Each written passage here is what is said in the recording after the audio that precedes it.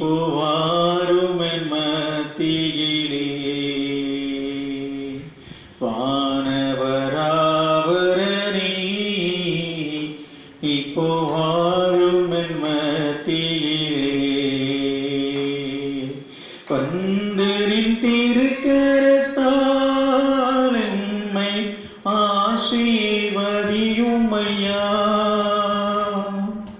எல்லா மகிமை கனமும் துதியும் ஏற்றிட வாருமையா எல்லா மகிமை கனமும் துதியும் ஏற்றிட வாருமையா வானவராவரணி இப்போ வாரும் என் மத்தியிலே ஏழை மக்களின் அதிபதியே பக்தரின் மறைவிடமே மக்களின் அதிபதியே பாதமி கூடும் பாவையரவுக்கு பரிசுத்தமேயுமையா வாக்கு மாறா தேவவாரும் வல்லமையால் நிறைக்க வாக்கு மாறா தேவவாரும் வல்லமையால் நிறைக்க வானவராப்பரணி இப்போ வாரும் என் மத்தியிலே வானவராவரணி மத்தியிலே என்னை மறந்தாலும் ஐயா நீர் மறவாதிருக்கு என்னை மறந்தாலும் ஐயா நீர் மறவாதிருக்கு ஆவியினாலும் உள்ளமதீனில் அக்கினி பற்றிடவே ஏகோவாவே எங்களின் ராஜா எழுந்து வாருமையா ஏகோவாவே எங்களின் ராஜா எழுந்து வாருமையா வானவராவரணி இப்போ வாரும் என் மத்தியிலே வானவராவரணி இப்போ வாரும் என் மத்தியிலே தீராதினமதினில் எம் கர்த்தரை வருவீரே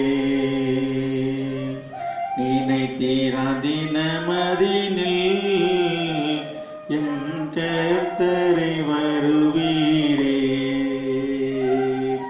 ஆவியாத்மா மாமிசமுற்றும் மகிமையில் சேர்த்திடவே மாசில்லா பரிசுத்தராக மண்மீது துலங்கிடவே மாசில்லா பரிசுத்தராக மானவராவரணி இப்போ வாரும் என் மத்தியிலே வானவராவரணி இப்போ வாரும் என் மத்தியிலே வந்து நின் திருக்கரத்தால் எல்லா மகிமை கனமும் துதியும் ஏற்றிட வாருமையா வானவர்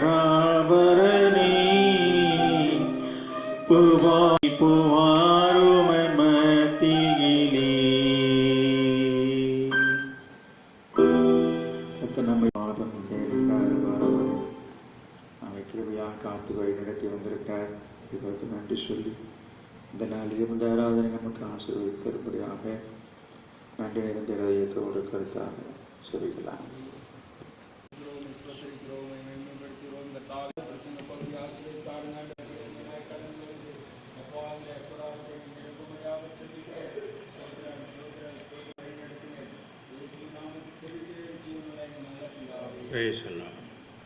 நம்முடைய பாட்டு புத்தகத்தில் இருந்து ஒரு பாடல், 36வது பாடல். போற்றி துதிப்போம் எம் தேவ தேவனை புதிய கிருபையுடனே. போற்றி துதிப்போம் எம் தேவ தேவனை புதிய கிருபையுடனே. போற்றி துதிப்போம் எம் தேவ தேவனை புதிய கிருபையுடனே. நேற்றும் இன்றும் என்றும் மாறாத இயேசுவை நாம் என்றும் பாடி துதிப்போம்.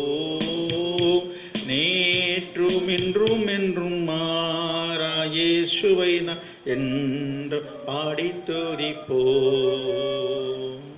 இயேசு என்னும் நாமமே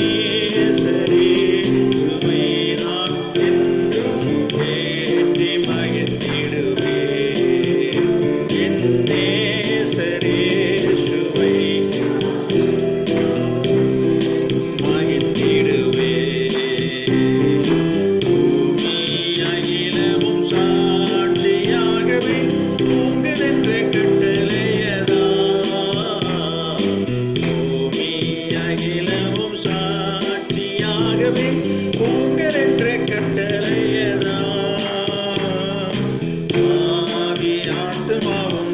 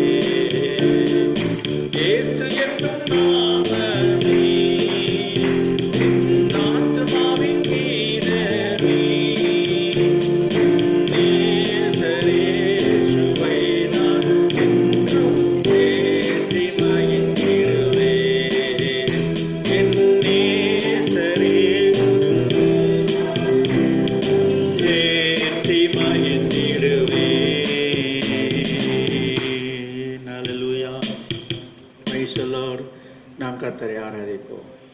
Praise the Lord, hallelujah, praise the Lord.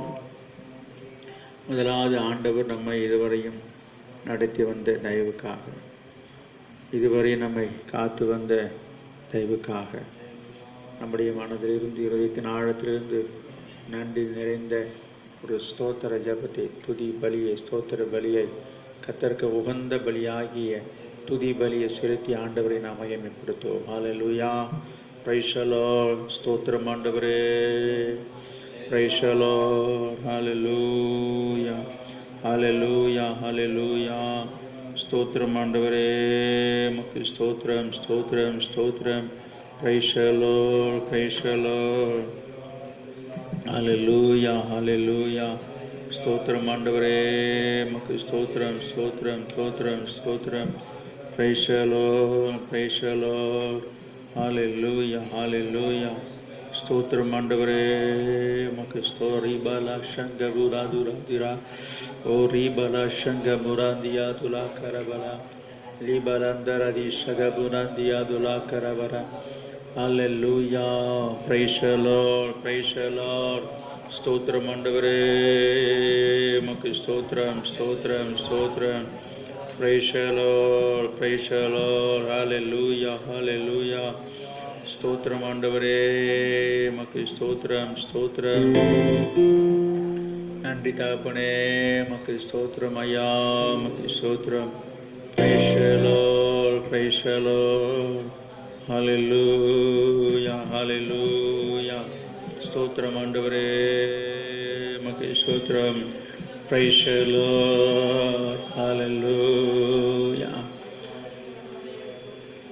நாம் ஒரு அசாதாரணமான ஒரு சூழ்நிலையில் வாழ்ந்து கொண்டிருக்கிறோம்.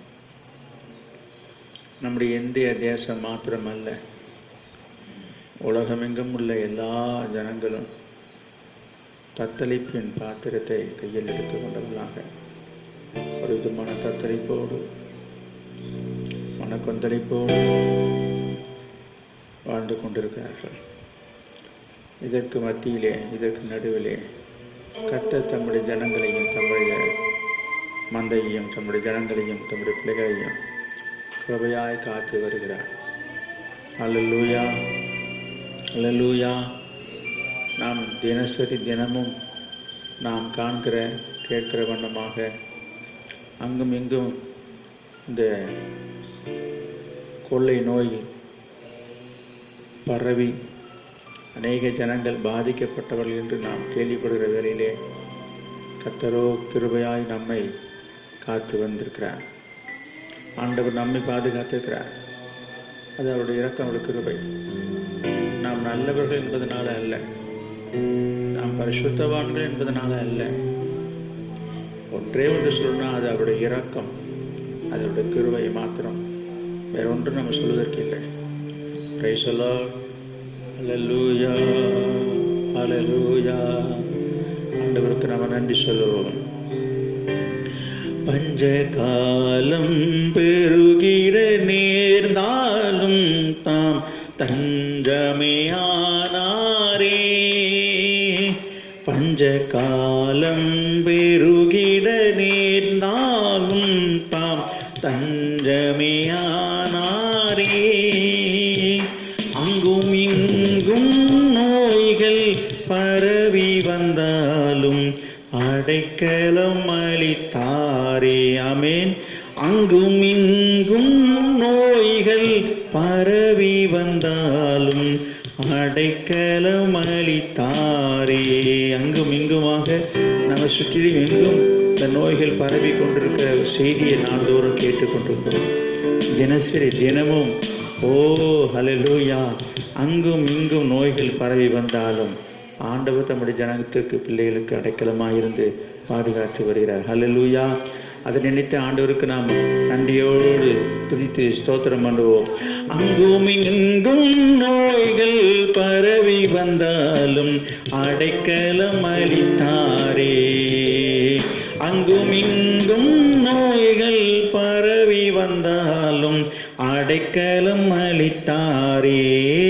அல்லேலூயா, துதி அல்லேலூயா,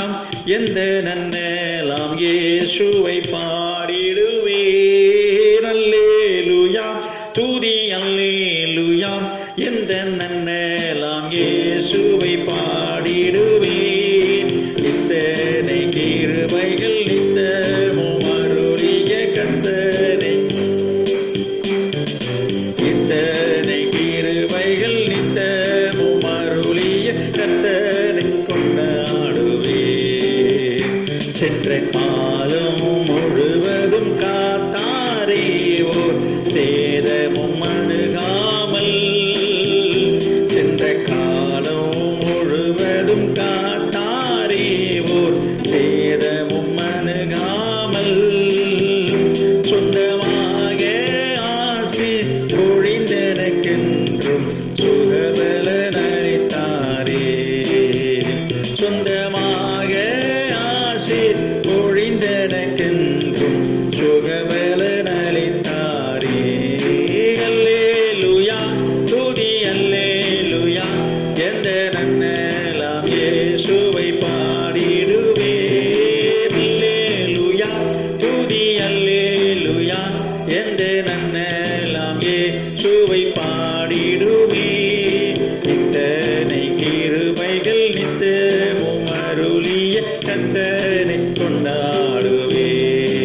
இத்தனை கிருபைகள் நித்தமும் அருளிய கர்த்தரை கொண்டாடுவேன். ஆமென். அல்லேலூயா அல்லேலூயா. உண்மையாகவே ஆண்டுடைய கிருபைதான் நம்மை காத்து வந்திருக்கிறது. ஆண்டுடைய கிருபைதான் நம்மை நடத்தி வந்திருக்கிறது. ஆண்டுடைய கிருபைதான் நமக்கு அடைக்கலமாக இருந்திருக்குது, கேடகமாக இருந்திருக்குது, பாதுகாப்பாக இருந்திருக்குது. Hallelujah. Praise the Lord. Hallelujah. கடந்த 3 மாதங்களாக உலகம் எங்கும் உள்ள மக்கள் எல்லாரும் தவித்து கொண்டிருக்கிறார்கள், தத்தளித்து கொண்டிருக்கிறார்கள். ஆங்காங்கே மக்கள் கொத்து கொத்தாய் மடிந்து கொண்டிருக்கிறார்கள் இந்த கொள்ளை நோயினால. Price the Lord. ஹல்லேலூயா. தேவனுடைய ஜனங்கள், தேவனுடைய பிள்ளைகள் தேவனுடைய சமூகத்தில் வந்து தேவனை ஆராதிக்க முடியவில்லை. ஆலயத்தில் வந்து ஆராதிக்க முடியாத ஒரு சூழ்நிலைகள். Price the Lord. இப்படிப்பட்ட நேரத்திலே ஆண்டவர் தம்முடைய ஜனங்களை, தம்முடைய பிள்ளைகளை அவர் தம்முடைய கூடார மறைவிலே அவருடைய வீட்டிலே வைத்து மறைத்து ஒளித்து நம்மை பாதுகாத்து வந்திருக்கிறார். ஹல்லேலூயா. Praise the Lord. தி பலதர திஷபலதரதரபர ஓ தி பலந்தர சங்கபுலாந்தியாதுலாக்கரபல. Hallelujah. Praise the Lord. Hallelujah. ஸ்தோத்திரம் ஆண்டவரே. Praise the Lord. ஹல்லேலூயா. நம்முடைய ஆண்டவர் நம்முடைய குறைவுகளை நிறைவாக்குகிறார். உங்கள் வாழ்க்கையிலே உங்களிடத்தில் பல குறைகள் இருக்கலாம். மனசில் குறை இருக்கலாம், ஆத்மாவில் குறை இருக்கலாம், உங்கள் வாழ்க்கையில் குறை இருக்கலாம், சுவாபங்களில் குறை இருக்கலாம், பரிசுத்தில் குறை இருக்கலாம். ஆண்டவர் தாமே உங்கள் குறைவையெல்லாம் நிறைவாக்குகிறவர். நம்முடைய குறைவுகளை நிறைவாக்குகிறவர். அதுபோல் உலக வாழ்க்கையில், குடும்ப வாழ்க்கையில் உங்களுக்கு தேவைகளில் குறைவு இருக்கலாம், பண தேவைகளில் குறைவு இருக்கலாம், பொருளாதார தேவைகளில் குறைவு இருக்கலாம், சரீரத்திலே சுகம் குறைவாக இருக்கலாம். இதுபோல் எத்தனையோ காரியங்களிலே நாம் குறைவுபட்டிருந்தாலும் தேவன் உங்களை நிறைவாக்க வல்லவராக இருக்கிறார். Price the Lord. Hallelujah. Price the Lord. கஷ்டங்கள் சூழ்ந்திடும் வேளையிலேன் சூழ்ந்திட பலனளிப்பார். கஷ்டங்கள் நஷ்டங்கள் சூழ்ந்திடும் வேளையில் சோர்ந்திட பலனளிப்பார். நாளும் நம் குறைகள் யாவையும் கண்டு நல்குவின் கிருபை என்றார். நாளும் நம் குறைகள் யாவையும் கண்டு நல்குவின் கிருபை என்றார். இன்ப இயேசுவின் திவ்ய நாமத்தை எந்தன் ஜீவிய நாட்களெல்லாம் நன்றியோடு நான் பாடிடுவேன். நன்றி. ஆமென். உங்களுடைய குறைவுகள் எல்லாவற்றையும் கண்டு உங்களுடைய நிறைவாய் நடத்துவது நம்மோடு இருக்கிறார். நம்முடைய கர்த்தருக்கு செய்வேன். நீக்குவர் குறைகளை அன்பரே தம் நிறைவினால் ஆசி அருளுவார். நீக்குவர் குறைகளை அன்பரே தம் குறைவினால் ஆசி அருளுவார். தீரம் செய்குவேனே தேவனுக்கு மகிமையாய். தீரம் செய்குவேனே தேவனுக்கு மகிமையாய் கிருபை பெருகவே. காத்திடுவார் கபடற்றோரை கைவிடாமல் நின்றும்.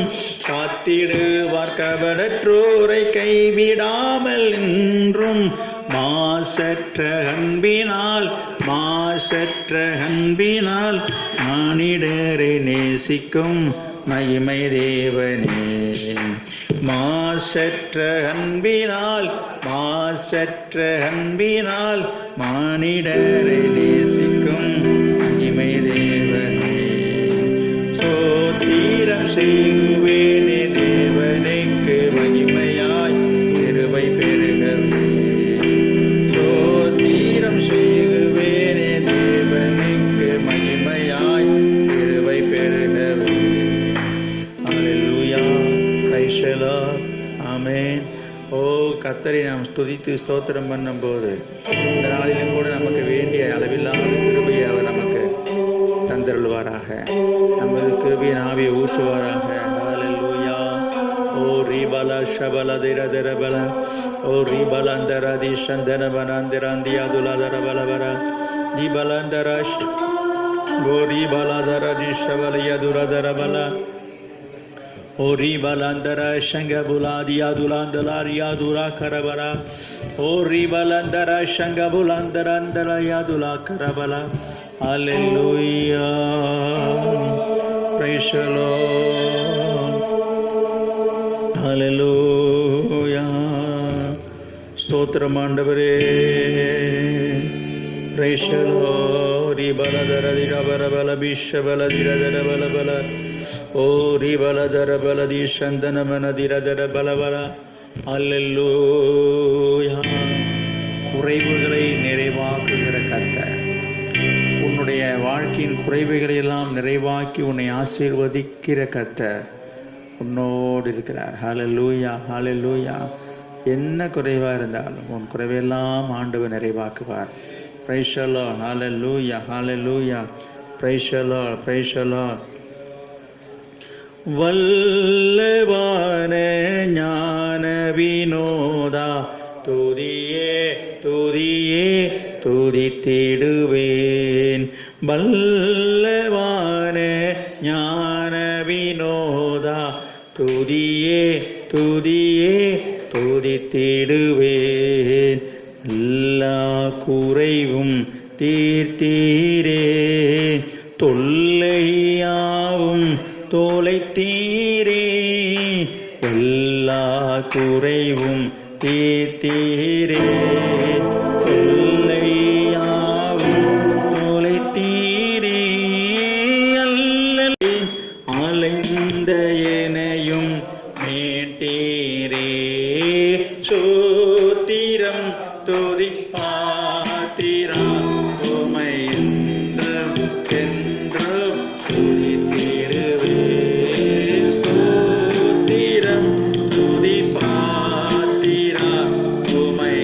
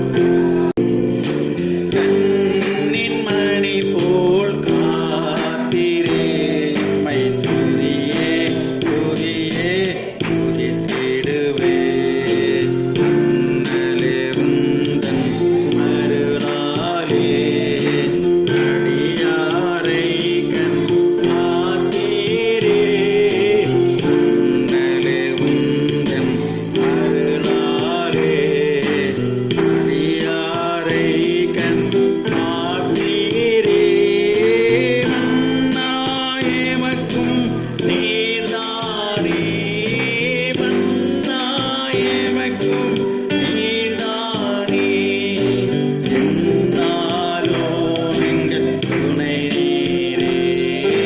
ஸ்தோத்திரம் துதி பாத்திரா உம்மை என்றும் என்றும் துதித்திடுவே.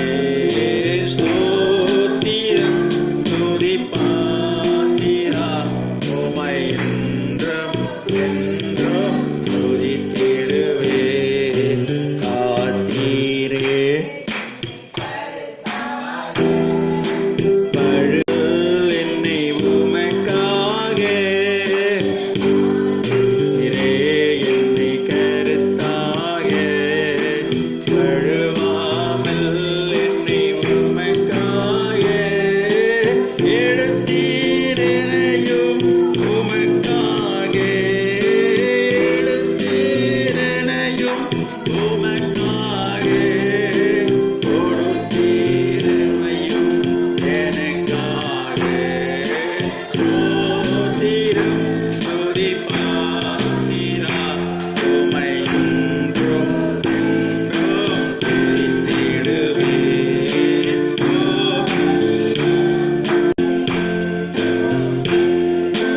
துதித்திடுவே. அல்லேலூயா. ஓரி பலதர பலதி சந்தன பனதி அதுலதர பலபல. ஓரி பலந்தர யுஷந்தி அதுலாந்தி அதுலா கரபல. அல்லேலூயா. பிதாவை எங்கும் தொழுது கொள்ளும் காலம் வரும் என்று இயேசு சொன்னார். அவனமாகவே இந்த நாளிலே ஆலயத்தில் மாத்திரமல்ல, ஆங்காங்கே அவர்கள் இருக்கிற இடங்களிலே வீடுகளிலும் கூட ஆராதிக்கும்படியான ஒரு சந்தர்ப்பத்தை சூழ்நிலை ஆண்டவர் நமக்கு ஏற்படுத்தி தந்திருக்கிறார். ரைசலா நாம் எங்கே இருந்தாலும் கர்த்தர் நம் நடுவில் இருக்கிறார். எங்கு 2 அல்லது 3 பேர் நாமத்தினாலே கூடியிருப்பார்கள் அங்கே நான் இருப்பேன்னு சொல்லியிருக்கிறார்.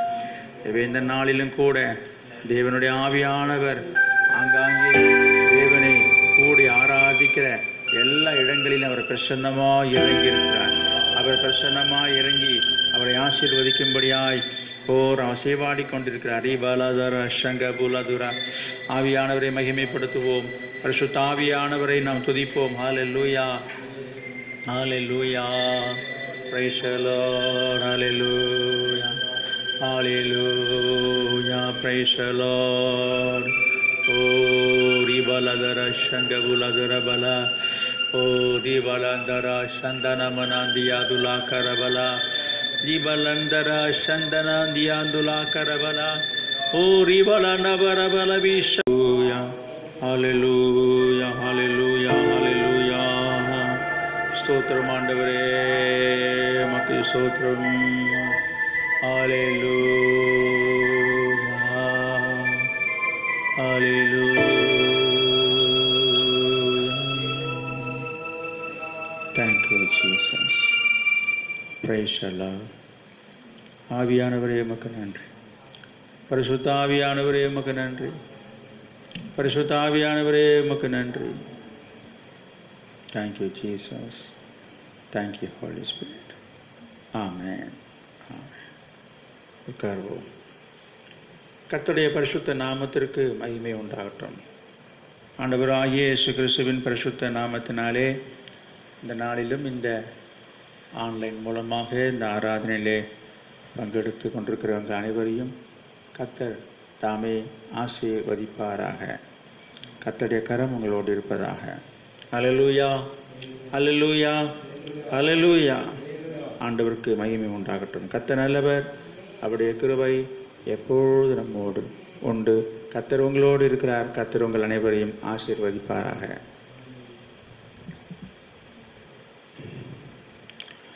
கர்த்தருடைய பெரிதான கிருபையினாலே நீங்கள் அனைவரும் நலமாக இருப்பீர்கள் என்று சொல்லி நான் நம்புகிறேன். கர்த்தருக்குள்ளே விசுவாசிக்கிறேன். நாம் எல்லாரும் மிகுந்த ஒரு எதிர்பார்ப்போடு ஒரு ஆர்வத்தோடு இருந்தோம். வருகிற வாரம் ஞாயிற்றுக்கிழமை ஆலயங்கள் திறக்கப்பட்டு சபையிலே ஆராதனை நடைபெறும் என்று எல்லாரும் ஒரு எதிர்பார்ப்போடு இருந்தார்கள். இடத்துல நிறைய பேர் தொலைபேசியிலே அதற்காக விசாரித்தார்கள். நானும் அதனை எதிர்நோக்கி காத்திருந்தேன். ஆனால் நம்ம எதிர்பார்த்தது போல நடைபெறவில்லை. வழிபாட்டு ஸ்தலங்களுக்கு இப்போது அனுமதி இல்லை என்று தமிழக அரசாங்கம் சொல்லியிருப்பதனால அது என்றைக்கு எப்போது இதற்கு ஒரு முடிவு கிடைக்கும் என்று நமக்கு தெரியாது. நம்ம தொடர்ந்து ஜெபிப்போம். எனவே அந்த முறையான அரசாங்கத்தினுடைய உத்தரவு அறிவிப்பு வரும் வரை இந்த ஆன்லைன் மூலமாகத்தான் இந்த ஆராதனை நடைபெறும் என்பதை உங்களுக்கு நான் தெரிவித்துக் கொள்கிறேன். மத்திய அரசாங்கத்திலே அனுமதி அளித்திருந்தாலும் இப்பொழுது நம்முடைய தமிழ்நாட்டில் நிலவுகிற ஒரு அசாதாரணமான சூழ்நிலை, நாளுக்கு நாள் அந்த நோயினுடைய தாக்கம் அதிகமாகி கொண்டிருக்கிறது. நாம் அதையும் சிந்திக்க வேண்டியதாக இருக்கிறது. குறிப்பாக சென்னையை சுற்றியுள்ள பட்டணங்களிலே, மாவட்டங்களிலே அதிகமாக பரவி கொண்டிருக்கிறது. இதெல்லாம் அவர்கள் கருத்தில் கொண்டுதான் இந்த காரியத்தை அவர்கள் தடை செய்து தாமதித்திருக்கிறார்கள். எனவே அவர்களையும் நம்ம கோபித்துக் கொள்ள முடியாது. நாம் செய்ய வேண்டியதெல்லாம் கத்தட்டு தான் முறையிடணும். சூழ்நிலைகள் மாறணும். இந்த நோயினுடைய தாக்கம் குறைவு அடைந்து ஜனங்கள் விடுதலை பெற்று அதன் மூலமாக எல்லாருக்கும் ஒரு விடிவு ஏற்பட்டு நம்ம ஆலயத்தில் வந்து ஆராதிப்பது நலமாக இருக்கும்.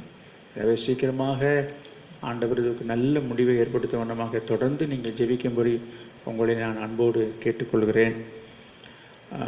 பல இடங்களிலே ஆலயங்கள் திறக்கப்பட்டிருந்தாலும் நம்முடைய தமிழகத்திலே அந்த சூழ்நிலைகள் இன்னும் சரியாக்கப்படவில்லை. இப்பொழுதுதான் பேருந்துகள்லாம் அங்கே சில இடங்களிலே பஸ்ஸுகள் இயங்க ஆரம்பித்திருக்கிறது. நீங்கள் வேண்டுமானால் உங்களுக்கு சமயம் நேரம் வாய்க்குமானால், உங்களுக்கு ஆர்வம் இருக்குமானால் ஞாயிற்றுக்கிழமை தவிர மற்ற நாட்களிலே நீங்கள் ஆலயத்துக்கு வந்து போகலாம். ஆலயத்தில் வந்து நீங்கள் ஜெபிக்கலாம். தேவைப்பட்டால் நீங்கள் என்னை தனியாக பார்த்து விசாரித்து அல்லது ஜெபித்து போகலாம். எனவே ஞாயிற்றுக்கிழமை தவிர மற்ற நாட்களிலே நீங்கள் இங்கு வருவதற்கு தடை எதுவும் இல்லை. தனித்தனியாக வந்து இங்கு ஆலயத்துக்கு வருவதற்கு தடை இல்லை. எனவே ஞாயிற்றுக்கிழமைகளில் நாம் ஒரு கூட்டமாக கூடுவதை தான் அரசாங்கம் தடை செய்திருக்கிறது. கூடவோ கூடி ஆராதிக்கவோ கூடாது என்பது தான் இப்பொழுது உள்ள சட்டம். எனவே அதை நாம் மதித்து அதற்கு கட்டுப்பட்டு நம்ம இருக்க வேண்டியதாக இருப்பதனால மற்ற நாட்களிலே நீங்கள் வந்து ஜெபிக்கலாம், பார்க்கலாம், குடும்பமாக வரலாம், இருந்துட்டு போகலாம். ஆனால் நாம் ஒரு கூட்டமாக இங்கு கூட முடியாது. அதில் மனதில் கொண்டு இதற்காக இந்த நிலைமையில் மாறுவதற்காக ஜெபியுங்கள். கர்த்தர் உங்களை ஆசீர்வதிப்பார்.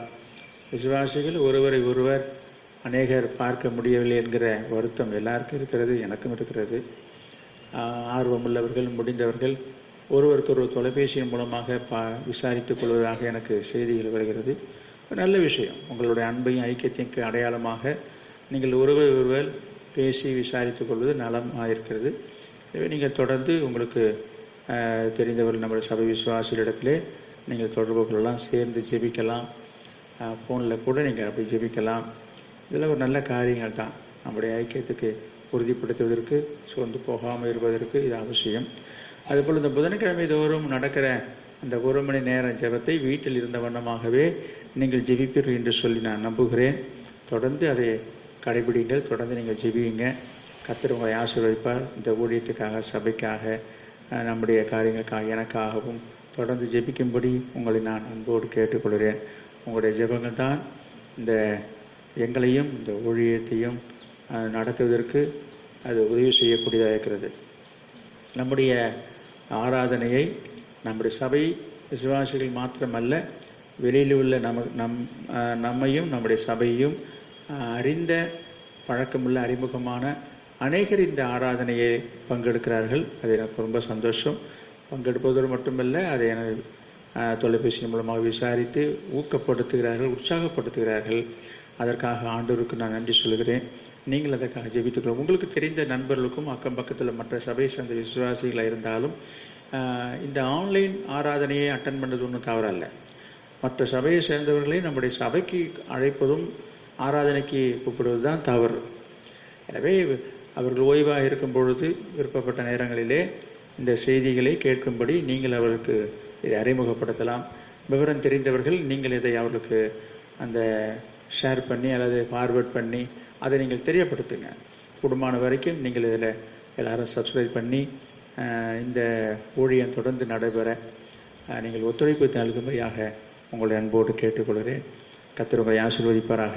அதுபோல் காணிக்கை செலுத்த விரும்புகிறவர்கள் இந்த யூடியூப் சேனலில் அதற்கான முகவரி உங்களுக்கு கொடுத்து நிறைய பேர் இப்படி கேட்டால் அதனால் பேங்க் அக்கௌண்ட் மூலமாக காணிக்கை செலுத்த விருப்பம் உள்ளவர்கள் முடிந்தவர்கள் அந்த விவரங்களை நீங்கள் தெரிந்து கொண்டு நீங்கள் இந்த காணிக்கையை செலுத்தலாம். அல்லது ஒரு சில விசுவாசிகள் இந்த காணிக்கைகள்லாம் சேகரித்து நேரில் வரும்போது கொண்டு வந்து செலுத்துகிறார்கள். ரொம்ப சந்தோஷம். உங்களுக்கு எப்படி முடியுமோ, எப்படி உங்களுக்கு வசதியோ அதன்படி நீங்கள் செய்யுங்க. கர்த்தர் உங்களை ஆசீர்வதிப்பாராக. எனவே காணிக்கை மற்றும் தசம பாகங்களை செலுத்துவதற்கு வசதியாக நேரில் வர முடியாதவர்கள் மற்ற தூரத்தில் இருப்பவர்களுக்காகத்தான் அந்த விவரங்களை நான் உங்களுக்கு தெரிவித்திருக்கிறேன். எனவே விருப்பம் உள்ளவர்கள் அதை பயன்படுத்தி கொள்ளுங்கள். கர்த்தர் உங்களோடு இருப்பாராக. கர்த்தர் உங்களை ஆசீர்வதிப்பாராக. வெகு சீக்கிரத்திலே இந்த ஆராதனையிலே நாம் சந்திக்கும்படியான சூழ்நிலை ஆண்டவர் ஏற்படுத்துவார் என்று நான் விசுவாசிக்கிறேன். நீங்களும் விசுவாசத்தோடு ஜெபியுங்க. கர்த்தர் உங்களை ஆசீர்வதிப்பாராக.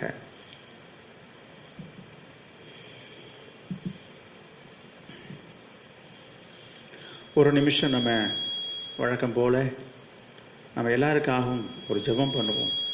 இன்றைக்கு இந்த கொரோனா என்கிற இந்த கொடிய கொள்ளை நோயினாலே இன்றைக்கு உலகமெங்குமுள்ள மக்கள் மாத்திரமல்ல, நம்முடைய இந்திய தேசத்தில் உள்ள அநேகர் இதில் பாதிக்கப்பட்டிருக்கிறாங்க. குறிப்பாக சென்னை பட்டணத்தில் உள்ளவர்கள் அதிகமாக இதற்காக பாதிக்கப்பட்டிருக்கிறார்கள். எனவே அவர்களுக்காக நாம் எல்லாரும் சேர்ந்து ஜெபம் பண்ணுவோம். பிதாவே, நாங்கள் உம்மை ஸ்தோத்திரிக்கிறோம். இந்த நாளிலே கர்த்தாவே, இந்த கொள்ளை நோயினாலே பாதிக்கப்பட்டிருக்கிற ஆத்துமாக்களுக்காக ஜெபிக்கிறோம். ஆண்டவர் தான் அவருக்கு சுகத்தை கொடுக்கணும், ஜீவனை கொடுக்கணும். அப்பா, நமக்கு ஸ்தோத்திர. குடும்பத்தை இழந்து, உறவுகளை இழந்து, நட்பை இழந்து, அந்த சொந்த பந்தங்களை இழந்து, அப்பா, தனிமைப்படுத்தப்பட்ட நிலையிலே தனித்திருக்கிற ஒவ்வொருடைய உள்ளத்தையும் கண்ணோக்கி பாரும். அவருடைய கவலைகளை, அங்கலாய்ப்பை பாரும், பெருமூச்சை பாரும். கர்த்தர் இந்த நாளில் அவர் இருதயத்தில் நீ பேசுங்கப்பா. உங்களுடைய அன்பை நீ அவருக்கு வெளிப்படுத்துங்கப்பா. ஆண்டவர், உன் அன்பை அவளை அறிந்து கொள்ளும் பாக்கியத்தை தாரும். ஆண்டவரே, ஆறுதலை தாரும், சமாதானத்தை தாரும், விடுதலையை தாரும், சுகத்தை தாரும். இந்த கொள்ளை நோய்கள் இன்னும் அதிகமாய் பரவாதபடிக்கு தேவனின் நீர் இந்த தேசத்தை எங்களையும் நீர் காக்க வேண்டும் என்று சொல்லி நாங்கள் ஜெபிக்கிறோம். ஆண்டவரே, ஆண்டவரே, பாதிக்கப்பட்ட இடங்களிலே நம்முடைய ரத்தத்தை நாங்கள் தெளிக்கிறோம். ஆண்டவரே, குறிப்பாக இந்த சென்னை பட்டணத்திலேயும் சுற்றியுள்ள பட்டணங்களிலும் நம்முடைய ரத்தத்தை நாங்கள் தெளிக்கிறோம். ஆண்டவரே, கர்த்தர் கிருபையாக இறங்கி அந்த ஜனங்களை மீட்பீராக, சுகம் தருவீராக, அற்புதம் செய்வீராக. ஆண்டவரே, நமக்கு ஸ்தோத்திரம். இந்த கொள்ளை நோய்க்கு காரணமாக இருக்க இந்த வைரஸை அழிப்பீராக. கர்த்தர் தான் இந்த சபையும் எங்களையும் தேசத்தில் உள்ள மக்களையும் ஆண்டவர் தாமே பாதுகாக்கும்படியாக நாங்கள் ஜெபிக்கிறோம். பாதிக்கப்பட்ட ஒவ்வொரு குடும்பங்களையும் கர்த்தர் பராமரிக்க வேண்டுமே, பாதுகாக்க வேண்டுமே, ஆசீர்வதிக்க வேண்டுமே. இயேசுவின் நாமத்தில் ஜெபிக்கிறோம் பிதாவே, ஆமென். கர்த்தர் நம்முடைய ஜெபங்களை கேட்டதற்காக கர்த்தரை ஸ்தோத்திரம் பண்ணுவோம். ஸ்தோத்திரம், ஸ்தோத்திரம், ஸ்தோத்திரம், ஸ்தோத்திரம், ஸ்தோத்திரம். ஆண்டவருக்கு மகிமை உண்டாகட்டும்.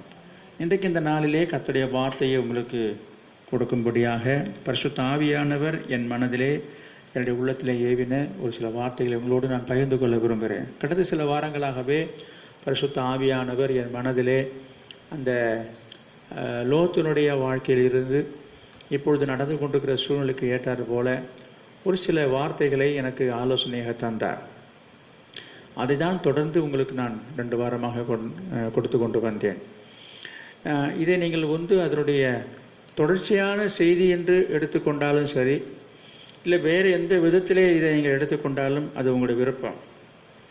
ஆனால் இந்த நாளிலும் இந்த வார்த்தைக்காக நான் ஜெபித்து கொண்டிருந்த பொழுது ஆண்டவர் திரும்ப திரும்ப என்னுடைய மனதிலே பரிசுத்த ஆவியானவர் எனக்கு உணர்த்தின அந்த காரியத்தை தான் இப்பொழுது உங்களோடு நான் பகிர்ந்து கொள்ள விரும்புகிறேன்.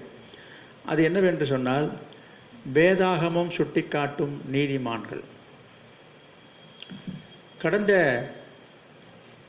சில வாரங்களாகவே நான் உங்களுக்கு சொன்னது போல, இந்த கொரோனா என்கிற இந்த கொள்ளை நோய்கள் பாதிக்கப்பட்ட இந்த காலங்களிலே உலகத்திலே பலவிதமான மாற்றங்கள் ஏற்பட்டிருக்கிறதை உங்களுக்கு சுட்டி காண்பித்தேன். இயற்கையிலே மாற்றம், ஆறு தண்ணீரிலே மாற்றம், காற்று மண்டலத்திலே மாற்றம், இப்படி நிறைய பேருடைய தனிப்பட்ட வாழ்க்கையிலே மாற்றம். இதெல்லாம் நான் உங்களுக்கு கடந்த வாரம் உங்களுக்கு சொன்னேன். மாற்றத்தை ஏற்படுத்தியிருக்கிறது உண்மை. இது மட்டுமல்ல, நம்முடைய வாழ்வாதாரத்திலையும் சில மாற்றங்களை அது ஏற்படுத்தியிருக்கிறது. குறிப்பாக அரசாங்கம் என்ன சொல்லியிருக்குன்னு சொன்னால், வங்கிகளிலோ அல்லது மற்ற இடங்களிலோ கடன் வாங்கியிருக்கிறவர்களெல்லாம் கடன் தொகையை செலுத்துவதற்கான தவணை காலத்தை நீட்டியிருக்கிறாங்க. நீங்கள் கொஞ்சம் பொறுமையாக அந்த உங்களுடைய கடன் தொகையை செலுத்தலாம், உங்கள் தவணை என்று சொல்லி. அதுபோல் வாடகை வீட்டிலே குடியிருப்பவர்கள்லாம் இப்போது அவசரப்பட்டு நீங்கள் உடனடியாக வாடகை கொடுக்கணும் அவசியம் இல்லை, நீங்கள் பொறுமையாக இருந்து 2-3 மாதம் கழித்து நீங்கள் வாடகை கொடுக்கலாம் என்று அரசாங்கம் சொல்லியிருக்கிறது. நடைமுறையில் இருக்கிறதே இல்லை, அப்பாற்பட்ட விஷயம். இப்படிப்பட்ட சில மாற்றங்களையே, ஒரு சில சலுகைகளை நான் சொல்ல வருகிறேன். அதே போல் வீட்டில் நாம் அன்றாடம் எல்லாரும் உபயோகப்படுத்துகிற மின்சாரம், அந்த மின்சாரத்துக்கான கட்டணத்துக்கான கடைசி தேதி முடிவடைந்தாலும் கூட அதில் அபராதம் இல்லாமல், அதே போல் டிசி அதாவது டிஸ்கனெக்ட் பண்ணாமல் அவங்க எப்போ பொறுமையாக கட்டுறாங்களோ கட்டட்டும், யாரும் கெடுபிடி பண்ண வேண்டாம் என்று அரசாங்கம் சொல்லியிருக்கிறது. பாருங்கள், 2 மாதங்கள் ஆகியும் ஒரு சிலர் இன்னும் பில்லு கட்டாமல் இருக்கிறதாக சொல்கிறாங்க. ஆனால் என்றைக்காக இருந்தாலும் கட்டி ஆகணும், அதுதான் இதில் உள்ள விஷயம். இருந்தாலும் இப்படிப்பட்ட சில சின்ன சின்ன சலுகைகளை நான் சொல்லி கொண்டு வருகிறேன். இதுபோல் இன்றைக்கு அன்றாட வாழ்க்கையை ஒட்டினார் போல இந்த அரசாங்கம் பல சலுகைகளை கொடுத்து கொண்டிருக்கிறார்கள். அதாவது இந்த கொரோனா என்கிற இந்த வைரஸ், இந்த கொள்ளை நோயினால் எத்தனை மாற்றங்கள் பாருங்கள். ஜனங்களுக்கு சில சலுகைகள், இது எல்லாவற்றையும் தாண்டி படிக்கிற பிள்ளைங்களுக்கெல்லாம் முன்னதாகவே 9வது வரைக்கும் பரீட்சையே இல்லை, எல்லோரும் ஆல் பாஸ்ன்னாங்க. அது 2-3 மாதத்துக்கு முன்னே நடந்தது. இதுக்கப்புறம் ஸ்கூல் இல்லை, பரீட்சை இல்லை, 9th வரைக்கும் எல்லாருமே பாஸ் தான்னாங்க. இந்த 10th என்ன செய்தாங்கன்னா, இப்படியும் அப்படியுமா இப்படியும் அப்படியுமா அவங்க சொல்லி ஒரு வழியாக என்ன பண்ணிட்டாங்க, 10th ஆல் பாஸ்ன்ட்டாங்க. இது ஒரு பெரிய ஒரு ரெக்கார்ட் பிரேக் என்று சொல்லணும். ஏன்னா மற்ற வகுப்புகளோடு இது ஒப்பிட்டு சொல்ல முடியாது.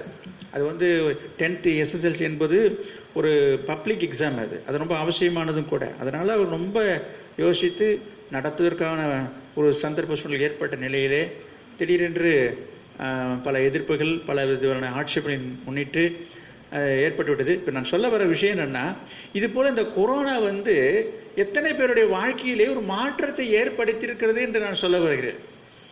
பிள்ளைகளுடைய வாழ்க்கையில் பாருங்கள், நிறைய பிள்ளைகள் ரொம்ப சந்தோஷம், அப்பா இந்த பரீட்சை என்கிற டென்ஷன் இல்லை என்று சொல்லி.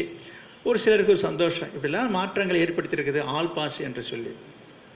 நான் எதுக்காக இதை இப்போ சொல்ல வருகிறேன்னு சொன்னால், இதை உங்களுக்கு சுட்டி காட்டுறேன்னா, நான் இன்றைக்கு செய்தி வேலையிலேயே இதுக்காக நான் தியானித்து கொண்டிருக்கும் போது எனக்கு இந்த காரியம் என் மனதுக்கு வந்தது. அதே போல் நம்முடைய ஆவிக்குரிய வாழ்க்கையிலையும் இதே போல் ஆல் பாஸ் வந்துருமா? அது என்ன ஆல் பாஸு? நான் சும்மா ஒரு தமாஷுக்காக சொல்கிறேன். நீங்கள் எப்படி வேணாலும் இருக்கலாம், நீங்கள் ஜெபம் பண்ண வேண்டாம், யாரும் ஏதாவது பரீட்சை எழுத வேண்டாம், படிக்க வேண்டாம், ஆல் பாஸ். அதே போல் நான் சும்மா ஒரு இதுக்காக சொல்கிறேன். அதனால் நீங்கள் பைபிள் படிக்கணும் அவசியம் இல்லை, ஆராதனைக்கு வரணும் அவசியம் இல்லை, ஜெபம் பண்ணணும் அவசியம் இல்லை, நீங்கள் குடிக்கிறவங்க குடிச்சிக்கலாம், இஷ்டப்படல, எல்லாருக்கும் ஆல் பாஸ், எல்லாருக்கும் பரலோகம். எப்படி இருக்கும்? இப்படி கொஞ்சம் யோசிச்சு பாருங்கள். நான் நடக்கும்னு சொல்ல வரல. இந்த கொரோனா இப்போ இந்த உலகத்தில் என்ன ஏற்படுத்தியிருக்கு கொஞ்சம் யோசிச்சு பாருங்கள். ஆமாம், பணம் கட்ட வேண்டியதெல்லாம் பொறுமையாக கட்டலாம், வாடகை கட்டுறதெல்லாம் பொறுமையாக கட்டலாம், கரண்ட் பில் கட்டலாம், அப்படிலாம் சொல்கிறாங்க இல்லைங்களா? அந்த மாதிரி நான் இதை சொல்ல வரேன். அதே போல் ஆண்டவரும், பாவம் நீங்களும் கொரோனாவில் ரொம்ப பாதிக்கப்பட்டிருக்கீங்க, நீங்கள் ஜெபம் பண்ணாலும் பரவாயில்ல, நீங்கள் பைபிள் படிக்கலாலும் பரவாயில்ல, கொஞ்சம் அப்படி யோசிச்சு பாருங்கள். சரி, நானும் உங்களுக்கு எல்லாருக்கும் ஆல் பாஸ் போட்டுடுறேன் அப்படி சொன்னால் எப்படி இருக்கும்? அப்படி சொல்ல மாட்டார். நான் என்ன சொல்ல வருகிறேன், அப்போ ஒரு சிலர், உங்களை நான் சொல்லலை, இப்படி சிலர் நினைக்க தோன்றும், இதே மாதிரி இப்படி நடந்தால் நல்லா இருக்குமே, என்னது என்னென்னமோ இந்த கொரோனா வந்ததுனால நிவாரணம் கிடைக்குது, அரிசி கிடைக்குது, காய்கறி கிடைக்குது, என்னென்னமோ சொல்கிறாங்க. ஐயோ பாவம், எல்லாம் பாவம் பாவம்னு பார்த்து என்ன செய்கிறாங்க, நிறைய விதங்களிலே இப்போ சலுகை காட்டுறாங்க, யாரையும் கஷ்டப்படுத்தக்கூடாதுன்னு சொல்லி. அதேமாதிரி இந்த விஷயத்துலேயும் ஒரு கஷ்டப்படுத்தக்கூடாதுன்னு சொல்லி என்ன பண்ணியிருக்கலாம், அதை நீங்கள் எவ்வளோ ஃப்ரீயாக ஜாலியாக இருங்க, நான் உங்களை பரலோகத்துக்காக தான் நம்ம பாடுபட்டுருக்குறோம். பரலோகம் போன்ற ஒரு காரியத்துக்காக தான் என்ன செய்கிறோம், நம்ம ஜெபம் பண்ணுறோம், பைபிள் வாசிக்கிறோம், பரிசுத்தமாக இருக்கணுன்றோம், உண்மையாக இருக்கணும், கோபப்படக்கூடாது, பொய் சொல்லக்கூடாது, பாவம் செய்யக்கூடாது, ஏகப்பட்ட கட்டுப்பாடெல்லாம் இருக்குதுங்க இல்லையா? இதுக்காக நம்ம பயந்து வாழ்ந்துட்டு இருக்கும் பொழுது ஆண்டவர் பார்த்து என்ன சொன்னால் நல்லா இருக்கும். அடையா இப்போ நீங்கள்லாம் ரொம்ப கஷ்டப்பட்டுறவே தெரியுது, பாவம் இந்த கொரோனாவில். நீங்கள் எப்படி நல்லா இருக்கலாம், நல்லா தூங்குங்க, நல்லா சாப்பிடுங்க, என்னது எல்லாருக்கும் ஆல் பாஸ். நடக்குமா? நடக்க வாய்ப்பே கிடையாது. இந்த காரியங்களிலே ஆண்டவர் உங்களுக்கு சில விஷயங்களிலே மனுஷர் மூலமாக நமக்கு சில உதவிகள் கிடைக்க செய்தாலும் பாருங்க, இப்படிப்பட்ட காலகட்டங்களில் ஆண்டவர் நமக்கு சொல்ற ஒரு காரணம்னா, நாட்கள் பொல்லாதவைகளால் இருக்கிறபடினாலே காலத்தை பிரயோஜனப்படுத்தி கொள்ளணும். எனவே இந்த காலத்தை பரிசுத்த ஆவியினாலே நடத்தப்படுகிற, ரட்சிக்கப்பட்டிருக்கிற, ஆவிக்குரியவர்களாக இருக்கிற தேவனுடைய பிள்ளைகள் இதை நல்ல விதமாக இதை பயன்படுத்தி கொள்ள வேண்டுமே தவிர அது வேறு விதமாக நம்ம பயன்படுத்தக்கூடாது. இன்றைக்கு இந்த நாட்களிலே நிறைய பேர் வேறு வேறு பொழுதுபோக்குக்காக பயன்படுத்துகிற உலகத்தாரெலாம் பாருங்கள், என்ன செய்வாங்க, ஊரடங்குனா வீட்டில் உட்காந்துக்கிட்டு டிவி பார்த்துட்டு இருப்பாங்க. வேறு ஏதாவது விளையாட்டு காரியங்களில் எப்படி நேரத்தை செலவு பண்ண சில பேருக்கு தெரியல, இப்படிலாம் வீணாக நேரத்தை செலவு பண்ணுறாங்க. ஆனால் ஆண்டவருடைய எதிர்பார்ப்பு என்னென்னா, இது போல் ஒரு தருணம் உனக்கு வாய்ப்பு கிடைக்குமா, வேதத்தை வாசிக்க, ஜெபிக்க, உபவாசிக்க, கொஞ்சம் யோசிச்சு பாருங்க. எனவே உண்மையாகவே சொல்லப்போனால் ஆண்டவர் இதை நமக்கு சாதகமாக கொடுத்துருக்கிற ஒரு காலம் என்று தான் நாம் சொல்லணும், அப்படி தான் நம்ம எடுத்துக்கொள்ளணும். அதுதான் நல்லதும் கூட, அதுதான் சரியானதும் கூட. ஏதோ நமக்கு ஒரு ஓய்வு கொடுத்து விட்டார் என்று அல்ல. நம்ம ஆலயத்துக்கு வராமல் இருந்தாலும் கூட, நம்ம எங்கே இருந்தாலும் நம்முடைய ஆவிக்குரிய வாழ்க்கையிலே ஒரு மாறுதலை, ஒரு மாற்றத்தை, ஒரு உருமாற்றத்தை ஏற்படுத்த பரிசுத்த ஆவியானவர் விரும்புகிறார். எனவே அந்த கண்ணோட்டத்தில் நாம் அதை பார்க்க வேண்டும், சிந்திக்க வேண்டும். எனவே அந்த கண்ணோட்டத்தில் நான் கடந்த வாரம் நான் உங்களுக்கு சொன்னேன், 2 பேதுரு 2ஆம் அதிகாரம் 8வது வசனத்தில் பேதுரு என்ன சொல்கிறாரு, நம்ம வாசித்தோம். அதே அந்த வசனத்தை நான் உங்களுக்கு திரும்ப ஞாபகப்படுத்த விரும்புகிறேன். 2 பேதுரு 2ஆம் அதிகாரம் 8ஆம் வசனத்தில் பார்க்குறோம், நாள்தோறும் அவர்களுடைய அக்கிரம கிரியைகளை கண்டு கேட்டு நீதி உள்ள தன்னுடைய இருதயத்தில் வாதிக்கப்பட்ட நீதிமானாகிய லோத்தை அவர் ரட்சித்திருக்க. இதை நான் கடந்த வாரம் உங்களுக்கு சொன்னேன். வேதாகம காலத்திலே வாழ்ந்த அநேக தேவனுடைய மனுஷர்கள், பரிசுத்தவான்கள் உண்டு. அவர்களிலே ஒரு சிலரை தான் வேதத்திலே நீதிமான்கள் என்று சுட்டி காட்டப்படுகிறார்கள். அநேக நல்ல தேவ மனிதர்கள் இருந்தாலும் கூட அவருக்கு அந்த அடைமொழி, அந்த பெயர் கொடுக்கப்படலை. நீதிமான் என்கிற ஒரு அடைமொழி கொடுக்கப்படாமல் ஒரு சிலரை மாத்திரம் அந்த நீதிமான்கள் பட்டியலில் எழுதப்பட்டிருக்கிறதை நான் கடந்த வாரமே உங்களுக்கு நான் சொன்னேன். எனவே பேதுரு இங்கே என்ன சொல்லுறாரு, அந்த நீதிமானாக இருந்த அந்த லோத்தை ரட்சித்திருக்க நம்மையும் ஆண்டவர் ரட்சிப்பார் என்ற அர்த்தத்தை தான் சொல்கிறாரு. ஆனால் அந்த பேதுரு தான் இன்னொரு இடத்துல வேறு ஒரு காரியத்தை அவர் சொல்கிறாரு. 1 பேதுரு 4ஆம் அதிகாரம் 17ஆம் வசனமும் 18வது வசனத்தையும் பார்க்குறோம். நியாய தீர்ப்பு தேவனுடைய வீட்டிலே துவங்கும் காலமாக இருக்கிறது. முந்தி நம்மிடத்திலே அது துவக்கினால் தேவனுடைய சுவிசேஷத்திற்கு கீழ்ப்படியாதவர்களின் முடிவு என்னமா இருக்கும்? நீதிமானே ரட்சிக்கப்படுவது அரிதானால் பக்தி இல்லாதவனும் பாவியும் எங்கே நிற்பான்? இங்கே அவர் ஒரு கேள்வியை எழுப்புகிறார். நீதிமானாகிய லோத்தை ரட்சித்திருக்கிற என்று ஒரு வார்த்தையை சொல்லிட்டு அதுக்கு முன்னதாக உள்ள எழுதப்பட்ட நிருபத்தில் அவரே ஒரு டவுட்டு கிளப்புறாரு, நீதிமானே ரட்சிக்கப்படுவது அரிது என்றார். நம்ம நீதிமானை பற்றி பேசிக்கிட்டு இருக்கிறோம், பார்த்துக்கிட்டு இருக்கிறோம், சிந்திச்சுட்டு இருக்கிறோம். நான் கடந்த வாரம் சொன்னேன், நம்ம எப்படியாவது நீதிமானம் ஆகணும், பிரயாசப்படணும். ஏனென்றால் லோத்து ஒரு நீதிமானாக இருந்ததுனால ஆண்டவர் அவனை ரட்சித்தார் என்று சொல்லி பார்க்குறோம். அதாவது ஒரு பெரிய ஆபத்திலிருந்து, அழிய போகிற ஒரு அழிவிலிருந்து லோத்தை ஆண்டவர் ரட்சித்திருக்கிறார், காப்பாற்றிருக்கிறார் என்று அங்கே பேதுரு சொன்னதை நான் பார்க்கும் பொழுது, அவன் ஒரு நீதிமானாக ஆண்டவருடைய பார்வையிலே காணப்பட்டதுனால ஆண்டவர் அந்த லோத்தையும் குடும்பத்தையும் ரட்சித்தார் என்று பார்க்கிறோம். அதுபோல நாமும் அந்த லோத்துவை போல ஒரு நீதிமானாக வாழும் பட்சத்தில் ஆண்டவர் நம்மையும் நம்முடைய குடும்பத்தையும் ரட்சிப்பார் என்பதுதான் செய்தியினுடைய சாராம்சம். எனவே ஆண்டவர் லோத்தை எந்த விதத்திலே அவரை நீதிமானாக பார்த்தார் என்றையும் அங்கு பார்க்கிறோம். அங்கு அந்த காலத்திலே, அவன் வாழ்ந்த காலத்திலே, அவன் இருந்த அந்த பட்டணத்திலே, ஊரில் நடந்த அநியாயத்தையும் அக்கிரமத்தையும் பாவத்தையும் கண்டு பொறுத்து கொள்ள மனதில்லாத நிலையிலே அங்கே எழுதப்பட்டிருக்குது. அங்கே பாருங்க, அந்த 7வது வசனத்தை கூட இருக்குது. அக்கிரமக்காரருக்குள் வாசமாக இருக்கையில் அவருடைய காமவிகாரம் நடக்கினால் வருத்தப்பட்டு நாள்தோறும் அவருடைய அக்கிரம கிரிகளை கண்டு கேட்டு நீதி உள்ள தன்னுடைய இருதயத்தில் பாதிக்கப்பட்ட. அப்போ மனதளவில் அவன் ரொம்ப ரொம்ப ரொம்ப ரொம்ப அதற்காக அவன் ஃபீல் பண்ணியிருக்கிறான். லோத்து அந்த நாட்களிலே, அந்த காலத்திலே அவன் வாழ்ந்த பட்டணத்தில் உள்ள ஜனங்களுடைய வாழ்க்கையினுடைய நிலைமையை கண்டு பார்த்து என்ன செய்தான்? வேதனைப்பட்டான், அவன் கவலைப்பட்டான், கலங்கினான், அதற்காக பாரப்பட்டான், பாதிக்கப்பட்டான் என்று சொல்ற மனசுக்குள்ள ஒரு பெரிய ஒரு வேதனை வாதையோடு அவன் இருந்ததை அங்கு பேதுரு எழுதுகிறதை பார்க்கிறோம். அவன் அக்கிரம கிரைகளை கண்டு கேட்டு நீதி உள்ள தன்னுடைய இருதயத்திலே வாதிக்கப்பட்ட. அப்போ ஒரு நீதிமானுடைய இருதயம் எப்படிப்பட்டதா இருக்கு என்று சொன்னால், ஒரு பாவத்தை கண்டு, ஒரு அநியாயத்தை கண்டு, ஒரு அக்கிரமத்தை கண்டு, தேவனுக்கு விரோதமான கிரியைகளை கண்டு அவனுடைய இருதயம் பாதிக்கும். அவருடைய இருதயம் அதுக்காக சஞ்சலப்படும், பாரப்படும். அவர்களுக்காக அவங்க பெருமூச்சு விட்டு ஜெபிக்கிறவங்க தான் ஒரு நீதிமான் என்று நான் சொன்னேன். அந்த விதத்திலே ஆண்டவர் லோத்தை நீதிமானாக பார்க்கிறார்.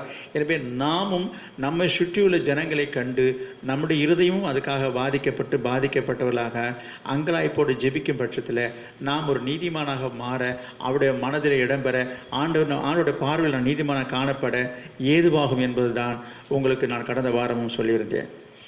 எனவே நான் வேதாகமத்திலே நான் சொன்னது போல அநேக நீதிமான்களுடைய பட்டியலில் சொல்லப்பட்டிருக்கு. நோவா தன் காலத்தில் நீதிமானாக இருந்தான் என்று பார்க்கிறோம்.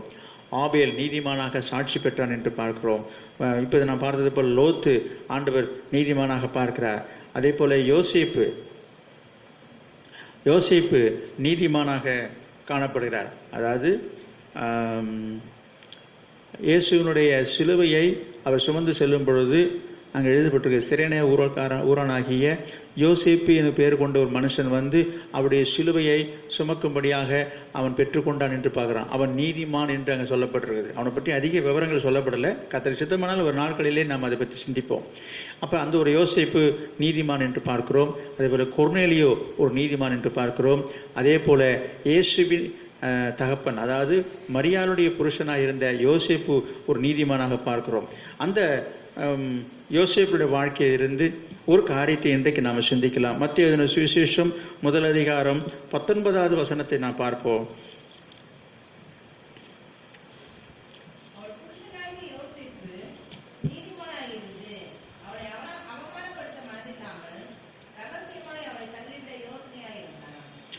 வேதாகமும் சுட்டிக்காட்டும் நீதிமான்கள் என்கிற தலைப்பிலே முதலாவது நான் இந்த யோசேப்பை பற்றி சொல்கிறேன். நிறைய பேர் உண்டு, ஆபேல் உண்டு, லோத்து உண்டு, நோவா உண்டு, கொர்நேலி உண்டு, இன்னும் பலர் இருந்தாலும் இன்றைக்கு நம்ம இந்த யோசேப்பினுடைய வாழ்க்கையிலிருந்து நாம் சில காரியங்களை பார்ப்போம். எனவே நீதிமான்களுடைய நீதி, வேதாகம் சுட்டி காட்டுற நீதிமான்களுடைய நீதி என்ன, எந்த அடிப்படையில் இந்த வேதாகம் அவர்களை நீதிமான்கள் என்று சொல்கிறது, அவருடைய குணாதிசயங்கள் என்ன என்பதை நாம் ஆராய்ந்து பார்க்கும் பொழுது, நாம் அதை கடைபிடிக்கும் பொழுது, அதை நம்முடைய வாழ்க்கையில் அபியாசப்படுத்தும் பொழுது ஆண்டவர் நம்மையும் அவருடைய பார்வையிலே ஒரு நீதிமான் ஆக்குவார் என்பது நிச்சயம். எனவே இந்த நாட்களிலே நாம் நீதிமானாக மாறணும், நீதிமானாக வாழணும் என்பதுதான் தேவனுடைய திட்டம், தேவனுடைய எதிர்பார்ப்பாக இருக்கிறது. எனவே இப்படிப்பட்ட ஒரு சூழ்நிலையிலே நாம் எப்படி இருக்கிறோம் என்பது முக்கியமல்ல. நாம் நீதியின் பாதையிலே நடந்து, நீதியை நடப்பித்து, நீதியின் கிரிகளை செய்து நாம் ஒரு நீதிமானாக வாழ்ந்து கொண்டிருக்கிறோமா என்பதை நாம் ஆராய்ந்து பார்க்கிற ஒரு நிலையில் இருக்கிறோம். எனவே இந்த சூழ்நிலையிலே நம்முடைய ஆவிக்குரிய வாழ்க்கையை நம்ம கொஞ்சம் ஆராய்ந்து பார்ப்போம். இங்கே பார்க்கிறோம் இதை பற்றி நான் ஏற்கனவே உங்களுக்கு ஆராதனையிலே ஒரு முறை நான் செய்தி கொடுத்திருந்தாலும் மீண்டும் சொல்வதிலே ஒன்றும் தவறல்ல. இங்கே பார்க்கிறோம் நீதிமானுடைய ஒரு நல்ல குணாதிசயம், ஒரு நல்ல குணம் என்னவென்று சொல்லி பார்த்தால் அங்கே சொல்லப்பட்டிருக்கிறது, யோசேப்பு நீதிமானாய் இருந்து அவளை அவமானப்படுத்த மனதில்லாமல். அப்ப நீதிமான் என்பவன் யார்? அவமானப்படுத்த மனதில்லாதவன் ஒரு நீதிமான். மற்றவர்களை, பிறரை அவமானப்படுத்த விரும்பாத ஒரு நல்ல குணம் உள்ளவர்கள் தான் நீதிமான். நீதிமானாக இருக்கிறவங்க யாரையுமே அவமானப்படுத்த மாட்டார்கள். அவமானப்படுத்த மனசால கூட அந்த எண்ணம், விருப்பம் இல்லாதவர்கள் தான் நீதிமான்கள். நீதிமானுடைய பலவிதமான குணாதிசயங்களில் பலருக்கு பலவிதமான குணாதிசயங்களின் அடிப்படையில் இந்த வேதாகமும் நீதிமான் என்று சொல்லுகிறது. லோத்துவை நீதிமான் என்று இந்த வேதாகமும் பேதுரு எப்படி சுட்டி காட்டுறார் என்று சொன்னால், தன்னுடைய இருதயத்திலே அந்த அக்கிரமக்காரர்களை குறித்து, அக்கிரம செயலை குறித்து தன்னுடைய இருதயத்திலே அவன் வாதிக்கப்பட்டவன் என்று சொல்லப்பட்டிருக்கு. அப்போ இருதயத்தில் வாதிக்கப்படுறவன், ஒரு எண்ணமும் சிந்தை உள்ளவன் ஒரு நீதிமான். அப்போ நீதிமானாக இருக்கிறவன் இப்படி இருக்கணும். அப்புறம் இங்கு நான் பார்க்குறோம், யோசேப்பு எந்த விதத்தில் நீதிமான் என்று சொல்லி பார்க்குது. அவனுக்கு இருந்த ஒரு நல்ல குணம் என்னன்னு சொன்னால், அவமானப்படுத்த விருப்பமில்லாத. நான் உங்களுக்கு சொல்ல வருகிற காரியம் என்னென்னா, உங்களுடைய வாழ்க்கையிலே, உங்களுடைய குடும்பத்திலேயோ, சபையிலேயோ, அல்லது சொந்த பந்த உறவுகளிலேயோ, ஊர்லேயோ, வெளியிலேயோ, யாராக இருந்தாலும் சரி, தவறு செய்யாதவர்கள் யாரும் இல்லை, தவறு இல்லாத மனிதர்கள் யாருமே இல்லை. எல்லா மனிதர்களினுடைய வாழ்க்கையை நம்ம கூர்ந்து கவனிப்போம் என்று சொன்னால், எல்லார்ட்டையும் ஒரு தவறு இருக்குது, குறை இருக்குது, குற்றம் இருக்குது. நம்ம அதை கூர்ந்து கவனித்தால் எல்லா இடத்துலையும் ஒரு குற்றத்தை கண்டுபிடிக்கலாம். எந்த தவறும் குற்றமும் குறையும் இல்லாமல் வாழ்கிறவர்கள் என்பது அரிதான ஒரு விஷயம். ஆனால் அப்படி வாழதான் ஆண்டவர் நம்மை அழைத்திருக்கிறார். அப்படி வாழதான் ஆண்டவர் அழைச்சிருக்கிறார். அப்படி வாழணும் தான் ஆண்டவர் சொல்றாரு. அவருடைய எதிர்பார்ப்பு அதுதான். அதுல எந்த மாற்று கருத்தும் இல்லை. ஆனால் நாம் இன்னும் அந்த பூரண நிலையை அடையலை. அதாவது ஒரு குற்றம் கூட இல்லாமல், ஒரு தவறு கூட இல்லாமல், ஒரு பாவம் கூட இல்லாமல் வாழ்கிற நிலையை அடைவதற்காகத்தான் நம்ம என்ன செய்கிறோம்? ஒன்று செய்கிறேன், பவுல் சொல்றாரு, பின்னானவர்களை மறைந்து முன்னானை நோக்கி நான் ஓடிக்கொண்டிருக்கிறேன். அதுபோல் அதை நோக்கி, நான் லக்கை நோக்கி நம்ம போய் கொண்டிருக்கிறோம், பூரணத்தை நோக்கி நம்ம போய் கொண்டிருக்கிறோம். எனவே இந்த காலகட்டத்தில் நம்முடைய குறைகளெல்லாம் நம்ம குறைத்து கொண்டே வரணும். அதுக்காக நம்ம குறைவோடு வாழ வேண்டும் என்று ஆண்டவர் சொல்லலை. அப்படி இருக்கும் பொழுது என்ன செய்யணும்?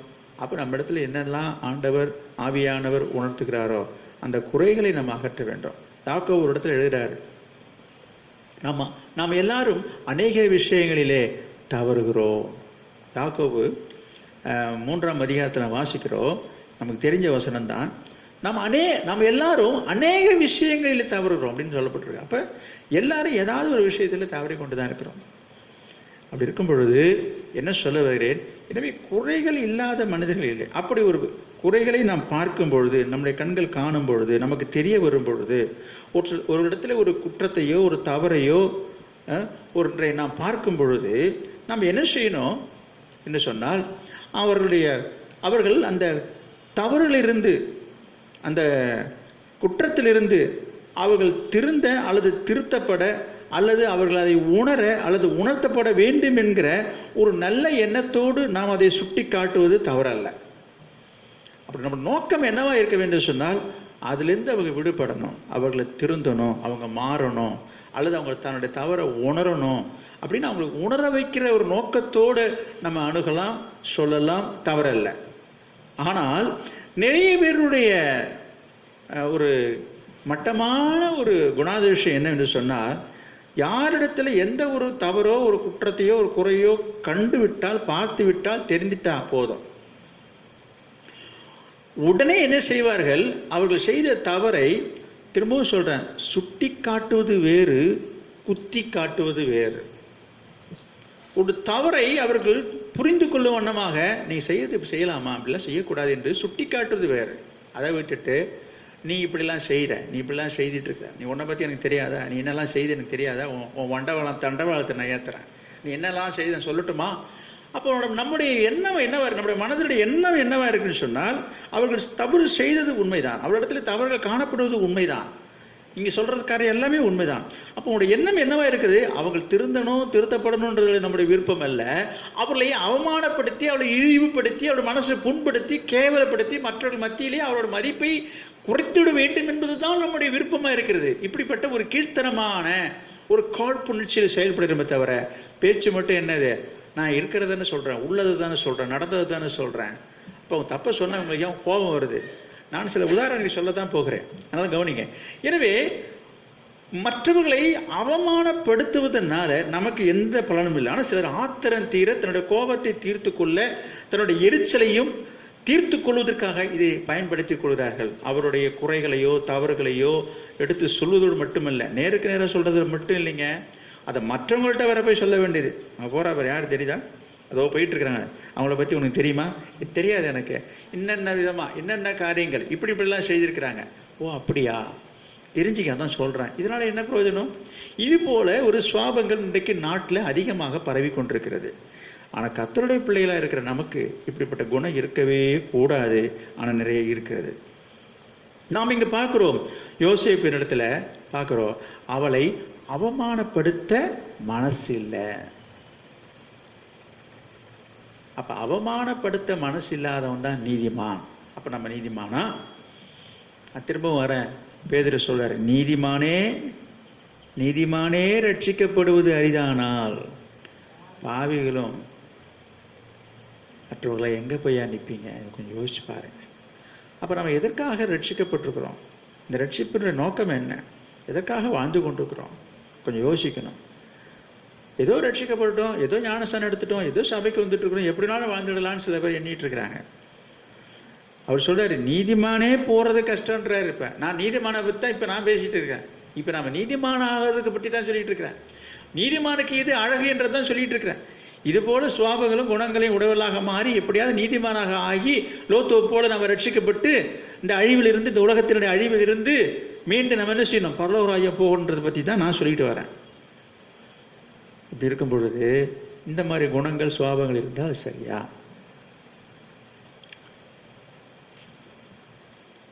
மற்றவர்களுடைய தவறுகள் நம்முடைய பார்வைக்கு, நம்முடைய மனதுக்கு வரும் பொழுது, நான் திரும்ப சொல்கிறேன், அதை அவர்கள் உணரும் வண்ணமாக, புரிந்து கொள்ளும் வண்ணமாக சுட்டி காட்டுவது தவறல்ல.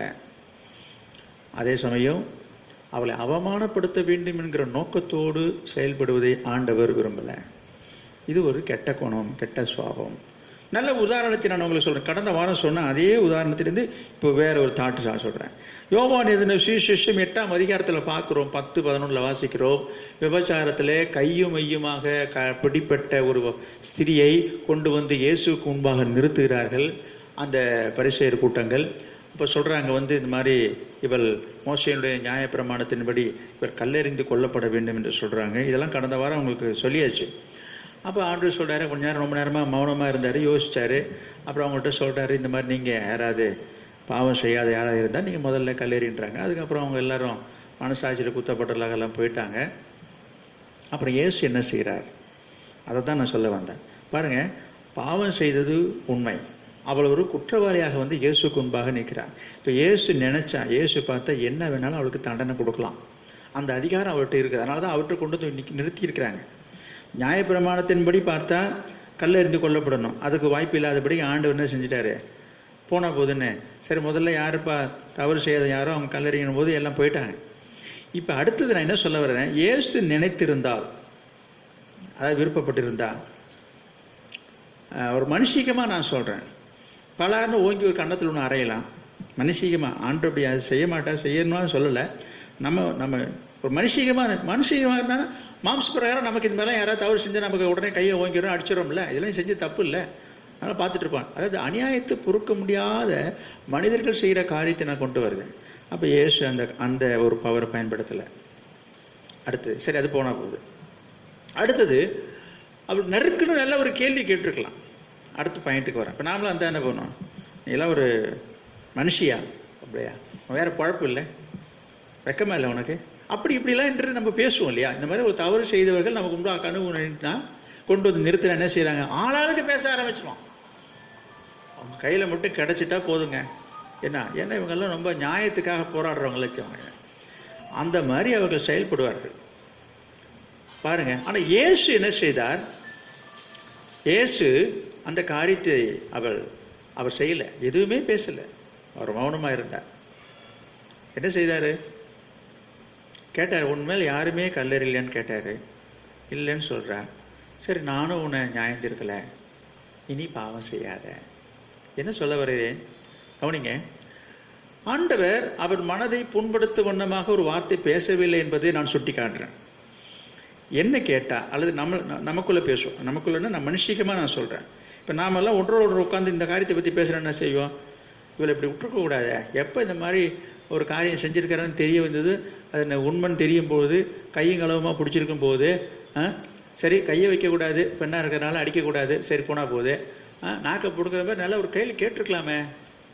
நான் உலக பிரகாரமாக பேசுகிறேன்.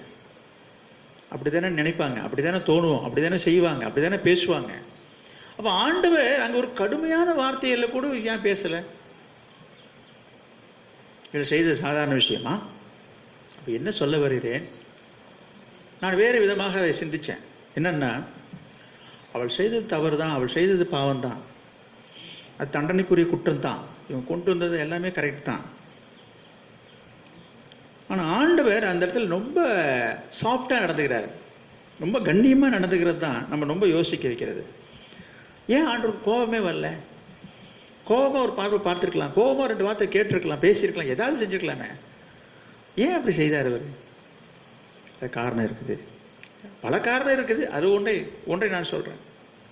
என்னென்னா, அவள் ஏற்கனவே அவள் செய்த தவறுக்காக வருந்தி வெட்கப்பட்டு மனம் குன்னி போய் சொல்கிறாங்களே, வெட்கப்பட்டு தலை குனிஞ்சி அவமானத்தோடு வந்து நிற்கிறா. நம்ம இதே செஞ்சுட்டோமே, நம்ம இப்போ மாட்டிக்கிட்டோமே, எல்லாருக்கும் தெரிஞ்சு போச்சே அப்படின்னு அவள் மனசளவில் அவள் கூனி குறுகியாக நிற்கிறா. அங்கேயே அவள் ஒரு அவமானத்தோடு தான் நிற்கிறா. அவள் அதுதான் உண்மை. என்ன நடக்குமோ, என்ன பேசுவாங்களோ, என்ன சொல்லுவாங்களோ, என்ன செய்வாங்களோ, இப்படி எல்லாருமே இப்படி ஆயிடுச்சுன்னு சொல்லி மனது அளவில் அவர் பாதிக்கப்பட்டிருக்கிறார். அது உண்மை, அது உண்மைதான். இதை ஆண்டவர் அறிந்துக்கிட்டார். ஏற்கனவே உன் மனசு பாதிக்கப்பட்டு நிற்கிற, ஏற்கனவே ஒரு மனசு புண்பட்டு நம்ம செய்த தவறுன்ற உணர்வோடு தான் நீ நிற்கிற. இதில் நான் வேற ஒரு வார்த்தையை சொல்லி உன் மனசை கஷ்டப்படுத்தணுமா? ஓ, இனி நீ பாவம் செய்யாத. இதுதாங்க ஆண்டவருடைய அப்ரோச்சிங் நான் சொல்ல வரேன். ஆனால் இதே இந்த இடத்துல இயேசு இருக்கிற இடத்துல வேற ஒரு மனுஷன், ஒரு நியாயாதிபதி, ஒரு பஞ்சாயத்துக்காரன் தான் என்ன செய்வான்? என்ன வேணாலும் செய்வாங்க. அதுக்கெல்லாம் வரைமுறையே கிடையாது. கட்டி வச்சு அடிப்பான். உலக கிராமத்தில் சொல்கிறத படி அதெல்லாம் நான் சொல்ல விரும்பலை. என்னெல்லாம் செய்வாங்க தெரியுமா? இந்த மாதிரி ஒரு தவறு செய்தவங்களை இந்த உலகம் செய்கிற காரியத்தை சொல்கிறேன். ஆனால் அதை நான் சரி என்று நான் சொல்லலை. ஆனால் நமக்கு ஆண்டவர் நமக்கு சொல்லிக் கொடுக்குற காரியம் என்னென்னா, நான் இந்த பெண்மணியை பற்றி பேச வரல. எந்த தவறாக இருக்கட்டும், எந்த பாவமாக இருக்கட்டும், அதை கையாளுறதுக்கு ஒரு விதம் இருக்குதுன்னு நான் சொல்கிறேன். நான் சொல்லலை, வேதாகமத்திலேருந்து நான் சொல்கிறேன். அதுதான் ஒரு நீதிமானுக்கு அழகு. யோசேப்பு என்ன செய்தான்? அவளை அவமானப்படுத்த மனதில்லைன்னு சொல்லிருக்கு. அப்போ நம்ம கூடுமான வரைக்கும் யாரையும் புண்படுத்தாமல், மற்றவருடைய மனசு புண்படுத்தாமல், அவமானப்படுத்தாத வகையில் வாழறவன் தான் ஒரு நீதிமான். உங்களுக்கு தெரிந்தவர்கள் அல்லது உங்களுக்கு தெரிந்த நபருடைய காரியங்கள் உங்களுக்கு தெரிந்திருக்கும் பட்சத்திலே, அவங்க தப்பு செய்திருக்கிறாங்க, பாவம் செஞ்சுருக்கிறாங்க, அவங்க செஞ்ச தவறு என்று உங்களுக்கு தெரிந்திருக்கும் பட்சத்தில் நீங்கள் அவங்களை அவமானப்படுத்துகிறீங்களா அல்லது யோசிப்பை போல அது ரகசியம் காக்குறீங்களா? யோசித்து பாருங்க. என்ன செய்கிறோம்? அநேகர் இந்த காரியங்களிலே தவறு செய்கிறாங்க. வேதம் சொல்லுகிறது, நீதிமொழிகள் 14ஆம் அதிகாரம் 21வது வசனத்தில் பார்க்குறோம், பிறனை அவமதிக்கிறவன் பாவம் செய்கிறான். பிறனை அவமதிக்கிறவன் பாவம் செய்கிறான். அதே போல நீதிமொழிகள் 20ஆம் அதிகாரம் 19வது வசனத்தில் பார்க்குறோம். நீதிமொழிகள் 20ஆம் அதிகாரம் 19வது வசனத்தில் கூட ஒரு வார்த்தை சொல்லப்பட்டிருக்குது. தூற்றிக்கொண்டு திரிகிறவன் ரகசியங்களை வெளிப்படுத்துகிறான். போதும் பாருங்க, தூற்றிக்கொண்டு திரிகிறவன். அதாவது என்ன? யாராவது ஏதாவது ஒரு நடந்துச்சுன்னா ஊரெல்லாம் டமர சொல்கிறாங்களே, தமக்கு அடிக்கிறாங்கன்னு. அதாவது டமரான்னு எங்கே பார்த்தாலும் ஊரெல்லாம் போய் சொல்ல வேண்டியது. ஒரு சாரி நடந்துச்சுன்னா நம்ம அப்படி சொல்லக்கூடாது. ஒருத்தர் இடத்துல ஒரு தவறு நடந்திருந்தாலோ, ஒருத்தவங்க செய்த தவறுன்னு நமக்கு தெரிய வந்தாலோ, அதை நம்ம விளம்பரப்படுத்தக்கூடாது. அதனால் நமக்கு என்ன பலனு? நானும் நிறைய பேர் செய்கிற காரியம் இதுதான். அப்போ உன்னோட எண்ணம் என்னவா இருக்குது, உன்னோட நோக்கம் என்னவா இருக்குன்னா, அடுத்தவங்க செய்கிற தவறை நம்மளுக்கு கவனிங்க. அந்த தவறு செய்தவங்க திருத்தணுன்னோ நம்ம நோக்கம் அப்படி கிடையாது. அவர்களை இழிவுபடுத்தணும், அவருடைய பெயருக்கு களங்கம் ஏற்படுத்தணும், அவங்களுக்கு இந்த சமூகத்திலே இந்த சமுதாயத்தில் இருக்கிற இமேஜ், அதாவது நல் மதிப்பையும் கௌரவத்தையும் குறைக்கணுன்ற ஒரு கெட்ட எண்ணம், ஒரு காழ்ப்புணர்ச்சி, ஒரு பொறாமை, அந்த எண்ணம் தான் அங்கே வெளிப்படுகிறது. அப்போ நல்ல எண்ணம் கொண்டவங்க எதுவாக இருந்தால் என்ன செய்வாங்க? அதை கடவுள் பார்த்துப்பாரியா, நம்ம ஜெபம் பண்ணலாம். முடிந்தால் நேரில் போய் என்ன செய்யலாம்? நீ செய்கிற காரியம் சரியாக படலை, தவறாக படுது, நான் சொல்கிறேன்னு தவறாக எடுத்துக்காதீங்க, கோச்சிக்காதீங்க, கொஞ்சம் சரிப்படுத்திங்களேன் அப்படி சொல்லி பேசலாம். அது தப்பு இல்லை. அதை விட்டுட்டு முதுகுக்கு பின்னால் போய் ஒருத்தரை பற்றி நம்ம மற்றவங்கள்ட்ட போய் சொல்லிகிட்டே இருக்கிறோம் அப்படின்னு சொன்னால் என்னது? அது ஒரு பாவம். இந்த பாவத்தை அநேகர் செய்துட்ருக்குறாங்க. பாவம் தெரியாமல் செய்துட்ருக்குறாங்க. இதில் என்ன இருக்குது? உள்ளதை சொல்கிறேன், உண்மையை சொல்கிறேன், நடந்ததை சொல்கிறேன், பார்த்ததை சொல்கிறேன், கேட்டதை சொல்கிறேன். பார்த்ததாக இருக்கட்டும், கேட்டதாக இருக்கட்டும், நடந்ததாக இருக்கட்டும், இது யார் உன்னை கேட்டா? இது எதுக்கு நம்ம போய் ஸ்பீக்கர் மாதிரி என்ன பண்ணுறோம்? இப்போ நம்ம எல்லாருக்கும் விளம்பரப்படுத்திக்கிட்டு இருக்கோம். நியூஸ் ரிப்போர்ட்டர் தேவையா? என்னென்னா அவருடைய பெயருக்கு ஒரு இழுக்கு ஏற்படுமே, அவருடைய பெயருக்கு ஒரு இழுக்கு ஏற்படுமே, அவருடைய பேருக்கு ஒரு கலங்கம் ஏற்படுது, அதை பற்றி கவலை கிடையாது. அவனுக்கு அவனோட மதிப்பை குறைக்கணும், அவன் மரியாதையை குறைக்கணும், மற்ற 4 பேர் மத்தியில் அவனோட இமேஜை குறைக்கணுன்றது தான் நோக்கமாக இருக்கிறதே தவிர அவன் திரும்ப வாழணும், திருந்தணும், அவன் மாறணுன்ற நல்ல நோக்கம் உள்ளவங்க அப்படி செய்வாங்களா? செய்ய மாட்டாங்க. இப்போ நான் இன்னொரு உதாரணத்தை நான் கொண்டு வரேன். 2 சாமுவேல் 12ஆம் அதிகாரத்தில் 2 சாமுவேல் 12ஆம் அதிகாரத்தில் முழுசும் நீங்கள் வாசித்து பாருங்கள். இப்போ எதையும் நான் எடுத்து சொல்ல வரல, உங்களுக்கு தெரிஞ்ச ஒரு சம்பவம். தாவீது ஒரு தவறு செய்துட்டான். உரியாவின் மனைவியாக பச்சேபாலை அவன் கணவர் புருஷனை கொலை செய்துட்டு அவனுடைய மனைவியை தன்னுடைய மனைவியாக எடுத்துக்கிட்டான். இது சம்பவம் நடந்து முடிஞ்சிச்சு. இது ஆண்டுடைய பார்வைக்கு பொல்லாப்பாக இருந்து ஆண்டவர் உடனே ஊழியக்காரனாகிய தீர்க்கதரிசியாகிய நாத்தானை அனுப்புகிறார்.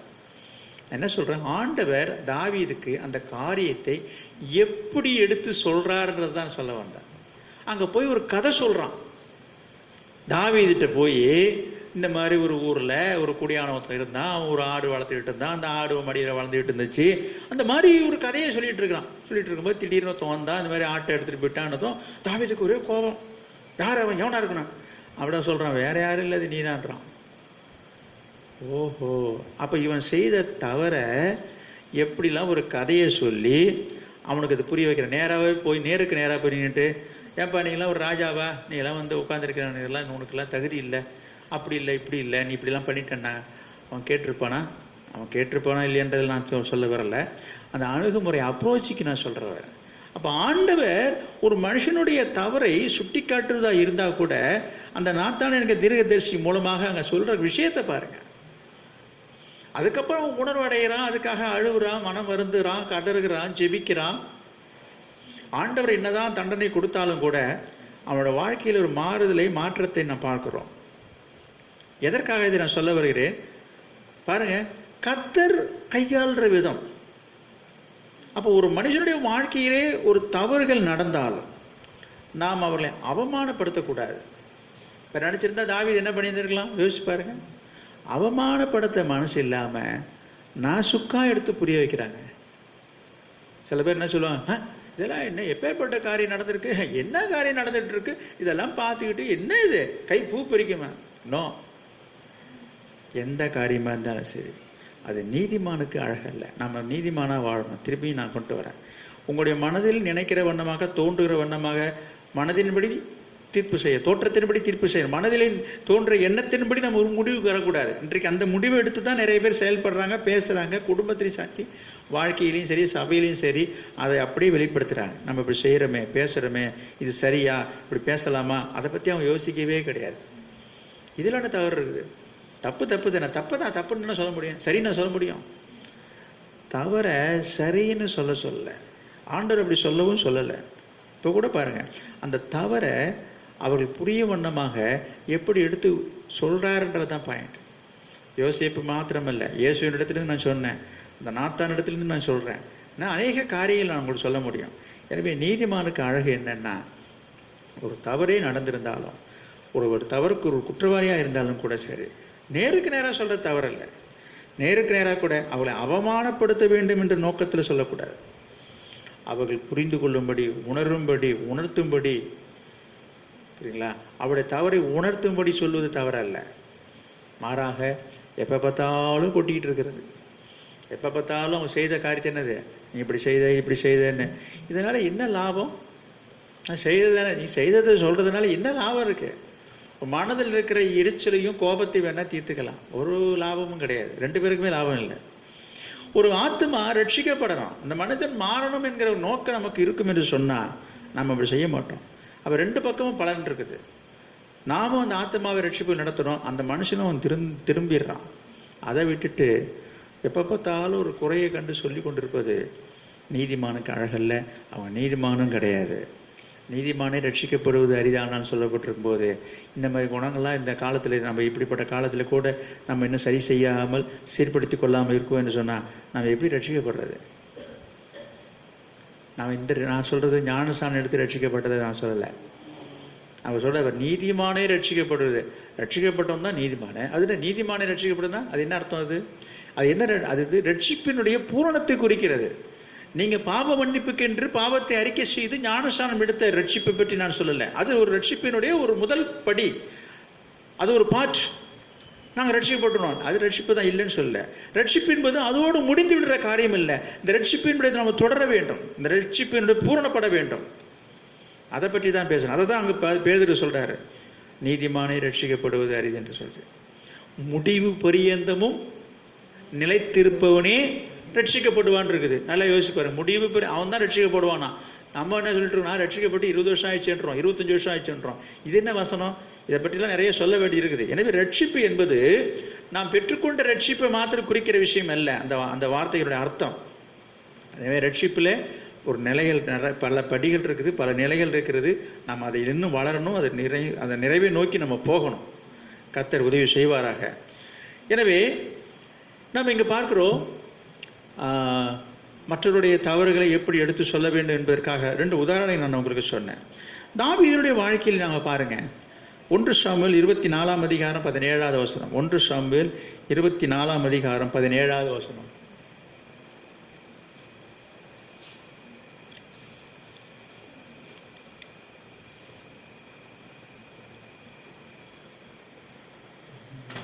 தாவீதை பார்த்து, நீ என்னை பார்த்திலும் நீதிமான், நீ எனக்கு நன்மை செய்தால் நானும் உனக்கு தீமை செய்தேன். சரி, தாவீதுக்கும் சவுலுக்கும் உள்ள காரியம் நமக்கு நன்கு அறிந்த ஒரு காரியம். சவுல் தாவீதை கொலை செய்யும்படியாக துரத்தி கொண்டு போகிறான். அவன் காடுகளிலும் மலையிலும் குகையிலும் பதுங்கி பதுங்கி வாழ்ந்து கொண்டிருக்கிறான். அப்படிப்பட்ட ஒரு சூழ்நிலையில் ஒரு நாள் சவுல் தூங்கி கொண்டிருக்கும் பொழுது அவன் தலைமாட்டில் ஈட்டி இருக்கிறது, சொம்பு இருக்கிறது, எல்லாம் இருக்கிறது. நினைத்திருந்தால் அந்த தாவீது அந்த சவுலை கொன்று போட முடியும். கூட இருந்தவங்களாம் சொல்கிறாங்க. ஆனால் தாவீதுக்கு அதுக்கு இஷ்டம் இல்லை, செய்யவும் இல்லை. இந்த சம்பவம் சவுலுக்கு தெரியாது. அதுக்கப்புறம் அவன் விழித்த பிற்பாடு தாவீது சொல்லி தெரிஞ்சுக்கிறான். இந்த மாதிரி நான் பக்கத்தில் வந்தேன், உன்னை கொன்று போடணும்னா கொன்று போட்டிருக்கலாம், எனக்கு செய்ய இஷ்டம் கிடையாது, இப்பயாவது புரிஞ்சிக்க மனசுன்னு சொல்லி போதுதான். அப்போ நான் யோசிச்சு பார்க்குறான், ஆஹா, இந்த அளவுக்கு வாய்ப்பு கிடைச்சி நீ என்னை கொண்டு போடலன்னு போது நீ நல்லவன் தான்ன்றது நான் உணர்றேன்னு சொல்லி அங்கே சொல்கிறான். என்னை பார்க்க நீதிமான் என்று சொல்லி. என்ன சொல்ல வருகிறேன், இந்த தாவீது சவுல் மூலமாக மனசெலவில் ரொம்ப பாதிக்கப்பட்டிருக்கான். அந்த பாதிப்பு தான் சங்கீதங்கள். சங்கீதத்தை நிறைய பேர் வாசிக்கிறவன் அதிகமாக விரும்பி. யோசிச்சு பாருங்க, சங்கீதம் இங்கேருந்து வந்தது. எல்லாம் இந்த சவுலால் துரத்தப்பட்டு மனம் உடைந்த நிலையிலே அவன் பாடினது தான் சங்கீதமே. என் ஆத்துமாவே நீ ஏன் கலங்குகிறாய், ஏன் எனக்குள்ளே தேங்குகிறாய், அப்படி எத்தனையோ வசனங்களை சொல்லிக்கிட்டே போகலாம். நம்ம உண்மையாகவே இந்த சங்கீதம் படிக்க நம்ம மனசுக்கு ஒரு ஆறுதல் இருக்க காரணமே அவன் அவ்வளோ வேதனை ஊடாக கடந்து போனான்.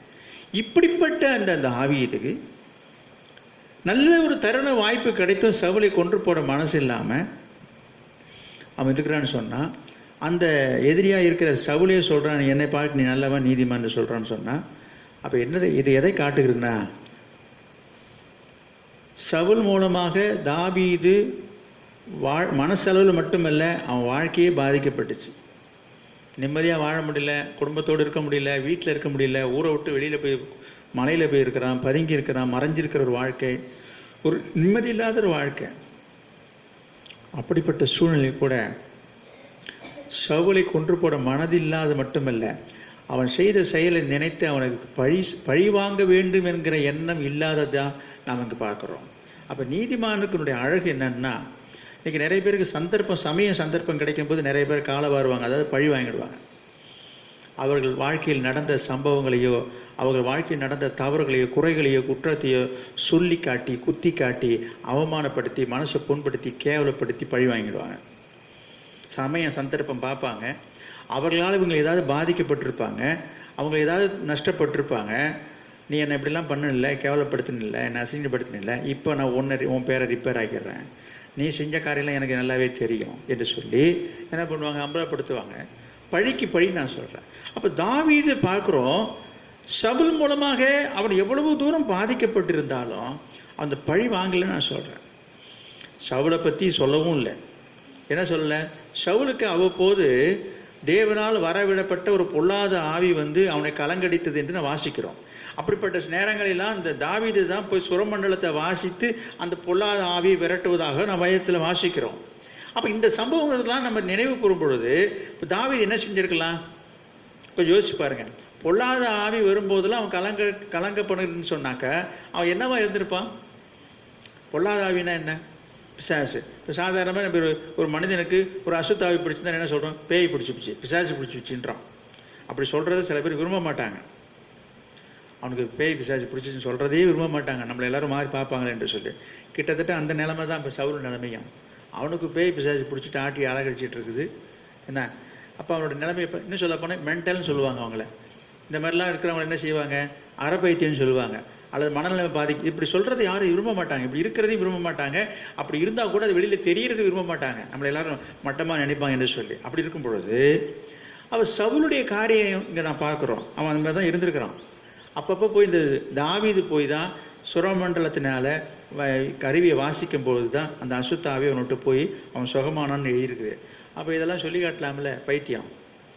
உங்களை சொல்லலை, சவுலை சொல்கிறேன். தாவீது என்ன செஞ்சுருக்கலாம், நீ ஒரு பைத்தியம், நீ பைத்தியமாக இருந்த, நான் தான் உன்னை சுகமாக்குறேன், அப்படிலாம் சில பேர் கோபத்தில் பேசுவாங்க.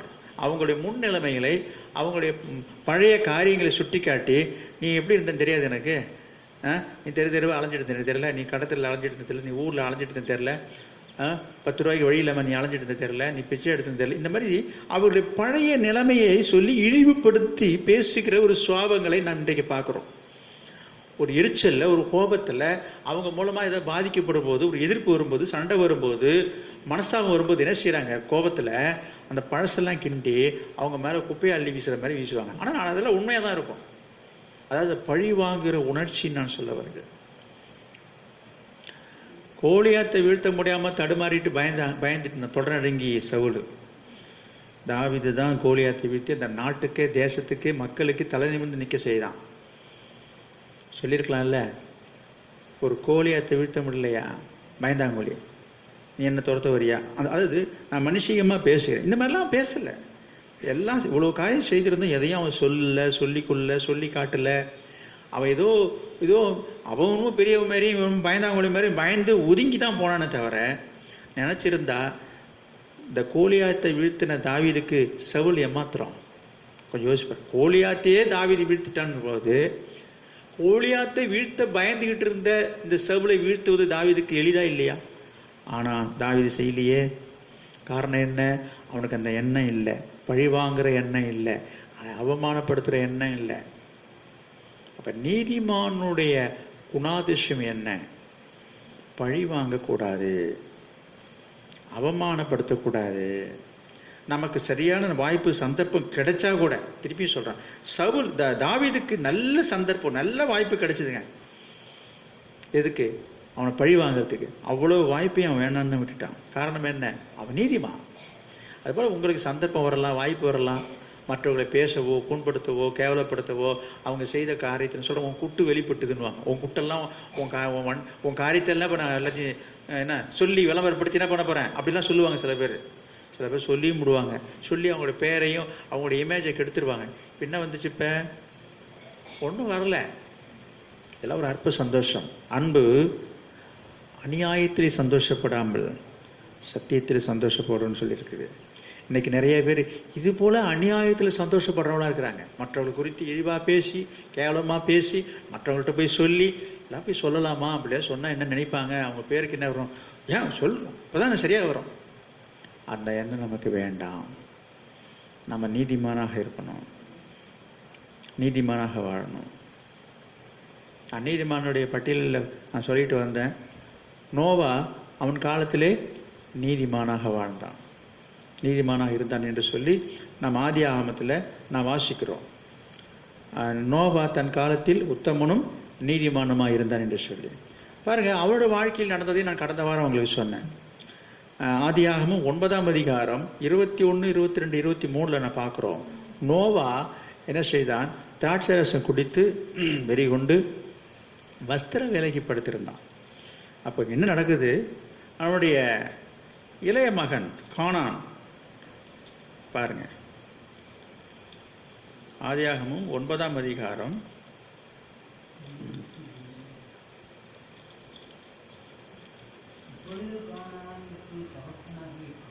அப்பொழுது கானானுக்கு தகப்பனாகிய காம் தன் தகப்பனுடைய நிர்வாணத்தை கண்டு வெளியில் இருந்த தன் சகோதரருக்கு அறிவித்தான்.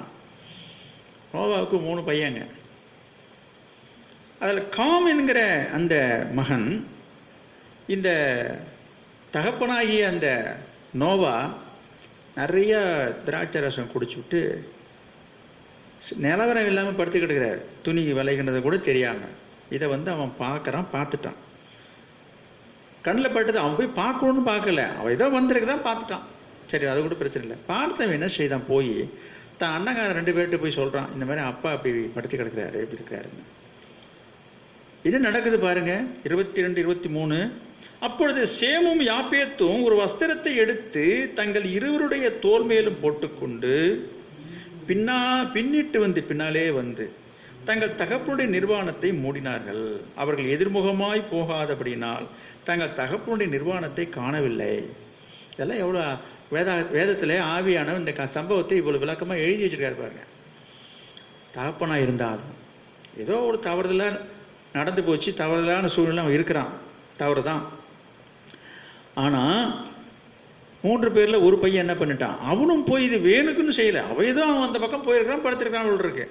அவன் செய்த ஒரு காரியம் என்னன்னா, அவன் 2 பேர்கிட்ட போய் சொன்னது தான் தவறு. அங்கே என்ன எழுதியிருக்குன்னா, அவன் கண் விழித்து பார்த்த பொழுது இளைய மகன் இப்படி செய்தான் என்று சொல்லி அவன் சபிக்கிறான் என்று எழுதியிருக்குது. அவன் சபிக்கப்பட்டவனா அடிமையாக்கப்பட்டான்னு எழுதியிருக்குது வசனம்.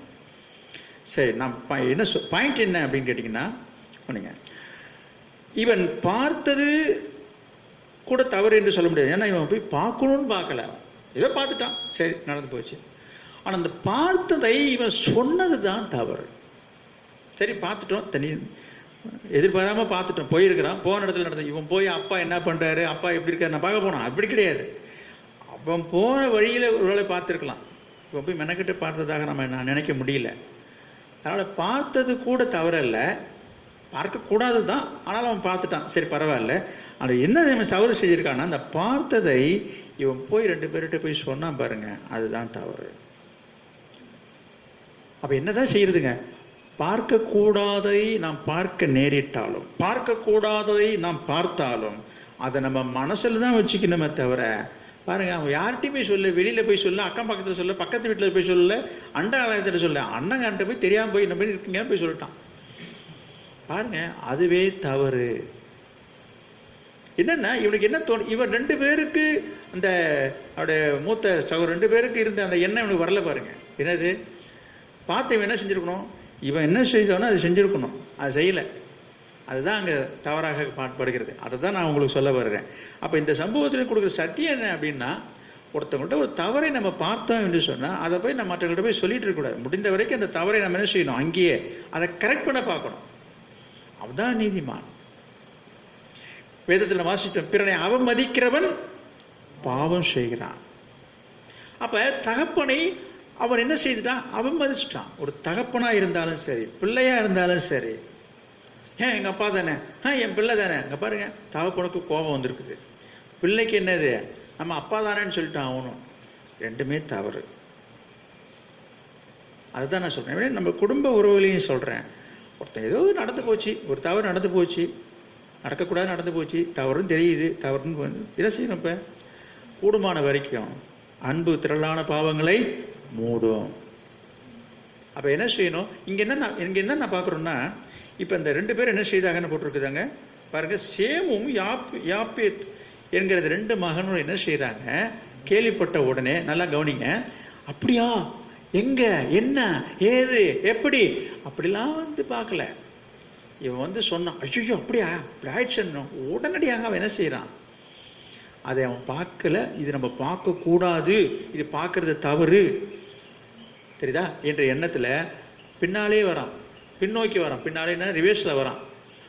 திரும்பி பார்க்காம வந்து என்ன பண்ணுறான், திருப்பி பார்க்காமே என்ன பண்ண, ஒரு வஸ்திரத்தை எடுத்து அவர் மேலே ஒரு போர்வை போத்திட்டு போயிடுறான். என்ன ஒரு ஞானம், என்ன ஒரு நாணயம், என்ன ஒரு ஒழுங்கு, புரியுதா உங்களுக்கு? எனவே இதுதான் ஏன் ஒரு நீதிமானுக்கு அழகு. நீதிமான்றவன் என்ன செய்வான்? அவமானப்படுத்த மாட்டான், பழி வாங்க மாட்டான், அவமதிக்க மாட்டான். பிறனை அவமதிக்கிறவன் பாவம் செய்கிறான் இருக்குது. அப்ப ஒரு தகப்பனை பிள்ளை மதிக்கணும். ஒருவேளை மதிப்பு குறைவாக, மரியாதை குறைவாக ஒரு காரியம் செய்திருந்தாலும், இப்போ யோனோவா செஞ்சு சரின்னு சொல்லுவோமா? நம்ம என்ன சொல்லுவோம்? இவன் ஏங்க அப்படி படுத்துனா? இப்போ நம்ம இப்படி பேசுவோம். ஒரு மனுஷிகமாக நம்ம பேசும்போது என்ன செய்வான்? இவன் குடிச்சது தவறு, அதோட ஒழுங்காக படுத்துருக்க தெரியல, போய் படுத்துருக்க கதவை சாத்திட்டு மரவா படுத்துருக்கலாம். இவன் பாட்டு குடிச்சுட்டு வெளியில் வந்து தெருவில் நட்டு படுத்துருப்பானா, இவன் உள்ள பையன் வந்து பார்த்துட்டானா, அதுதான் பெரிய தப்பா பிடிச்சா. இதுதான் நம்ம உலக பிரகாரமாக பேசுகிற நியாயம். கரெக்டாக இது இல்லைன்னு சொல்லலை. கொஞ்சம் யோசிச்சு பாருங்க. இதெல்லாம் மனுஷிக ஞானம். அப்போ இதுலேருந்து நமக்கு தெரிஞ்சுக்கிற சத்தியம் என்னன்னு சொன்னால், யார் என்ன தவறு செய்தாலும் பாருங்க, யார் அவர்? தான் தகப்பன், நடந்து போச்சு, அதுதான் நமக்கு ஆசீர்வாதம். அதனால தான் இங்கே பாருங்கள், என்ன அங்கே பார்க்குறோம், ஆதியாகமும் 9ஆம் அதிகாரத்தில் நாங்கள் பார்க்குறோம், நோவா திராட்சை ரசத்தின் வெறி தெரிந்த பொழுது தன் இளையகுமாரன் தனக்கு செய்து அறிந்து கானான் சபிக்கப்பட்டவன் தன் சகோதரத்தின் அடிமைகளுக்கு அடிமையாக இருப்பான் என்றான். பாருங்க, யாப்பேத்தை தேவன் விருத்தியாக்குவார். அப்புறம் சேமுடைய தேவனாகிய கர்த்தருக்கு ஸ்தோத்திரம் உண்டாவதாக. அதாவது அவன் மனசிலிருந்து வாயிலிருந்து வர வார்த்தை என்ன பார்த்தீங்களா? எனவே நம்ம ஆசீர்வதிக்கப்படணும், ஆசீர்வாதமாக இருக்கணும்னு சொன்னால் நம்ம ஒரு நீதிமானுக்குரிய ஒரு குணாதிசயத்தோடு நாம் வாழ வேண்டும். நோவாவை ஆண்டவர் நீதிமான் என்று பார்க்குறோம். ஆனால் நீதிமானுடைய வாழ்க்கையில் நடந்த சம்பவத்தை பார்க்கும்போது நமக்கே ஒரு மாதிரி இருக்குது. நீதிமான்னு சொல்கிறாரு, எவ்வளோ பெரிய மனுஷன் இப்படிலாம் இருக்கலாமா? ஆண்டவர் இந்த காரியத்தை பார்க்கலைங்க, நம்ம தான் அதை பார்த்துட்டு இருக்கிறோம். அவர் பார்க்கறது என்ன? நோவா தன் காலத்திலே ஆண்டவருக்கு கீழ்ப்படிந்து என்ன செஞ்சான்? சொல்கிறதை கேட்டு ஒரு பேழையை செஞ்சான். அவனையும் அவன் குடும்பத்தாரையும் என்ன செய்தான்? எல்லாரையும் உள்ளே கொண்டு போய் எல்லாரையும் அவன் காப்பாற்றினான். இது என்ன ஒரு விஷயம்னா, நான் அப்படி இதை தியானிக்கும் போது வந்த ஒரு ஆண்டவர் எனக்கு உணர்த்தின ஒரு காரியம், இவனும் இவன் குடும்பத்தார் வந்து பேழைக்குள்ளே போகிறது ஒரு பெரிய விஷயம் இல்லை. இவனை உயிரை காப்பாற்றிக்கிறதுக்கு பயந்துக்கிட்டு என்ன செஞ்சுருக்கலாம்? நம்ம கொரோனாவுக்கு பயந்துட்டு இப்போ எல்லாரும் இருக்கிறது மாதிரி அவனை சரி அதுக்குன்னு செஞ்சுருக்கலாம்.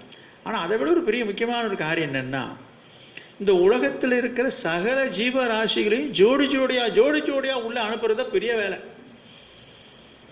இது ஆண்டவர் சொன்னதை அவன் செய்கிறான். இதெல்லாம் எதுக்குங்க என்று அவன் என்ன செய்யலை? அசட்டை பண்ணின, அலட்சியம் பண்ணாமல் ஆண்டவர் சொன்னதை கேட்டு கீழ்ப்படிந்து அதை நிறைவேற்றினான்.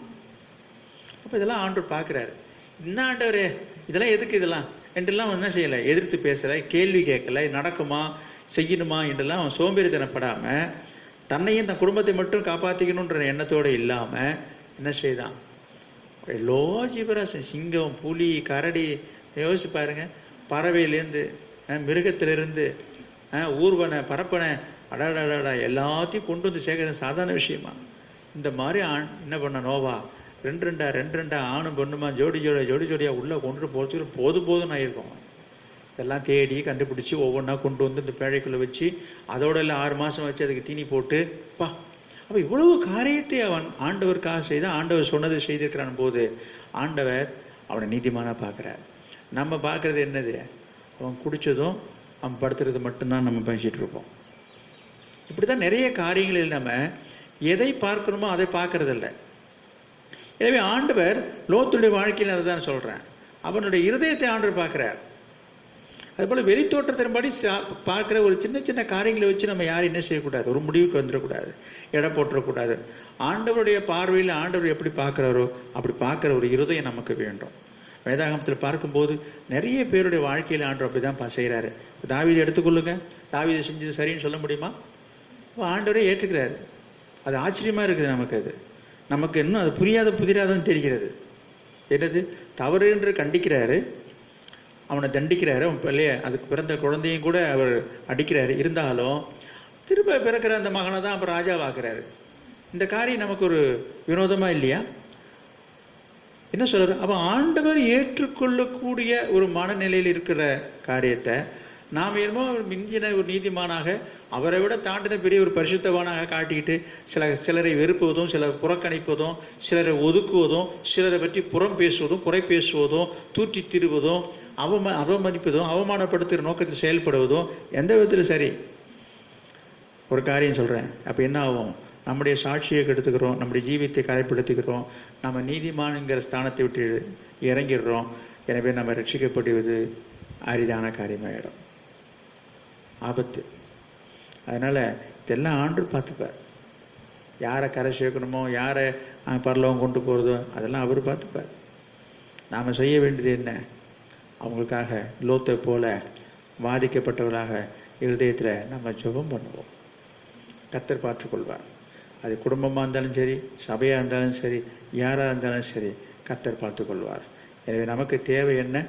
இந்த வேதாகமம் சுட்டி காட்டுகிற நீதிமான்களுடைய பட்டியலிலே நம்முடைய பெயர் வரும்படியாக, நம்முடைய வாழ்க்கை ஜீவி அமையும்படியாக, அந்த குணநலன்கள் சுவாபங்கள் நமக்கு தரும்படியாக இந்த லாக்டவுன் பீரியடில், இந்த நாட்களில், இப்போ இந்த கொரோனா தாக்கத்தினாலே இந்த உலகத்தில் ஏற்பட்டிருக்கிற இந்த தத்தளிப்பின் காலங்களிலே நம்முடைய குணங்களை சுவாபங்களை நம்ம கொஞ்சம் ஆராய்ச்சி பார்த்து சரி செய்து கொள்வோம். நம்மள்கிட்ட அப்படி காரியங்கள் இல்லைன்னா நம்ம இந்த நாட்களை சீர்பொருந்துவோம், நம்ம அதை சீர்படுத்தி கொள்வோம், அதை சரிப்படுத்தி கொள்ள முயற்சிப்போம். இது வரைக்கும் வாழ்ந்தது போல இஷ்டத்துபடி அதே போல் நம்ம வாழாதபடிக்கு ஒரு மாற்றத்தை தேவன் நம்முடைய வாழ்க்கையில் எதிர்பார்க்கிறார். நான் சொன்னது போல் உங்களோட ஆவிக்குரிய வாழ்க்கையிலே ஒரு மறுரூபமாக்கப்பட்ட ஒரு மாற்றத்தை ஆண்டவர் எதிர்பார்க்கிறார். எனவே இந்த கொரோனா தாக்கம் என்பது நம்முடைய ஆவிக்குரிய வாழ்க்கையிலே ஒரு பெரிய மாற்றத்தை கொண்டு வரும் என்பதில் சந்தேகமில்லை. எனவே இப்படிப்பட்ட ஒரு மாற்றத்தை தான் ஆண்டவர் எதிர்பார்க்கிறார். எனவே இந்த மாற்றத்தை ஏற்படுத்தி நம்ம அர்ப்பணிப்போம், ஒப்பு கொடுப்போம். கர்த்தர் நம்மை நடத்துவார். வரும் நாட்களிலே தொடர்ந்து கர்த்தர் சித்தமானால் இந்த நீதிமானுடைய வாழ்க்கையை பற்றி நம்ம தியானிக்கலாம். கர்த்தர் நம்மை ஆசீர்வதிப்பாராக. ஜெபம் பண்ணுவோம். Praise the Lord. Hallelujah. ஸ்தோத்திரம் ஆண்டவரே, ஸ்தோத்திரம். Praise the Lord. ஸ்தோத்திரம் ஆண்டவரே. நாம் நீதிமானாக வாழ்ந்து கொண்டிருக்கிறோமா? நம்ம நீதிமானாக நம்ம நினைக்கிறோம். நீதிமானுக்குரிய குணங்கள் நம்ம இடத்துல இருக்கிறதா? லோத்தை போல அநியாயம் அக்கிரமத்தை கண்டு உள்ள வாதிக்குதா? அவளுக்காக ஜெபிக்கிறோமா? யோசேப்பை போல மற்றவர்களுடைய காரியங்கள் தெரிய வரும்பொழுது அதை அவமானப்படுத்தாமல், விளம்பரப்படுத்தாமல், வெளிப்படுத்தாமல் அது மனதுக்குள்ளே ரகசியமாக வைத்திருந்து ஜெபிக்கிற ஒரு இருதயம் நமக்கு உண்டா? கர்த்தர் தாவீதினுடைய தவறை நாத்தான் மூலமாக சுட்டி காட்டினது போல நாம் அதை மறைமுகமாக சுட்டி காட்டுற சுவாபம் இருக்கிறதா? அதை வெளிச்சம் போட்டு காட்டுறோமா? விளம்பரப்படுத்துகிறோமா? அவமானப்படுத்துகிற நோக்கத்தோடு செயல்படுறோமா? Price the Lord. மற்ற இடத்துல போய் சொல்லி திரியிறோமா? எல்லாவற்றையும் ஆராய்ந்து பார்ப்போம், மாற்றிக்கொள்வோம். ஆண்டு மாற்றும்படியாக ஒப்பு கொடுப்போம், ஜெபம் பண்ணுவோம். ஜீசஸ். தகப்பனுடைய நிர்வாணத்தை மூடுகிறவனே கர்த்தருக்கு பிரியமானவன். மோவாவுடைய நிர்வாணத்தை மூடுனதுனால தான் அந்த 2 குமாரனும் ஆசீர்வதிக்கப்பட்டார். Price the Lord. எனவே உங்களுடைய குடும்பங்களையும் சரி, சபையிலையும் சரி, அல்லது உங்களுடைய ஆவிக்குரிய தகப்பனாக இருந்தாலும் சரி, யாராக இருந்தாலும் சரி, மற்றவர்கள் செய்கிற தவறை சுட்டி காட்டுங்க, குத்தி காட்ட வேண்டாம். அதற்காக ஜெபிங்க. குடும்பமான வரைக்கும் அந்த நிர்வாணத்தை நம்ம மறைக்க பார்ப்போம்.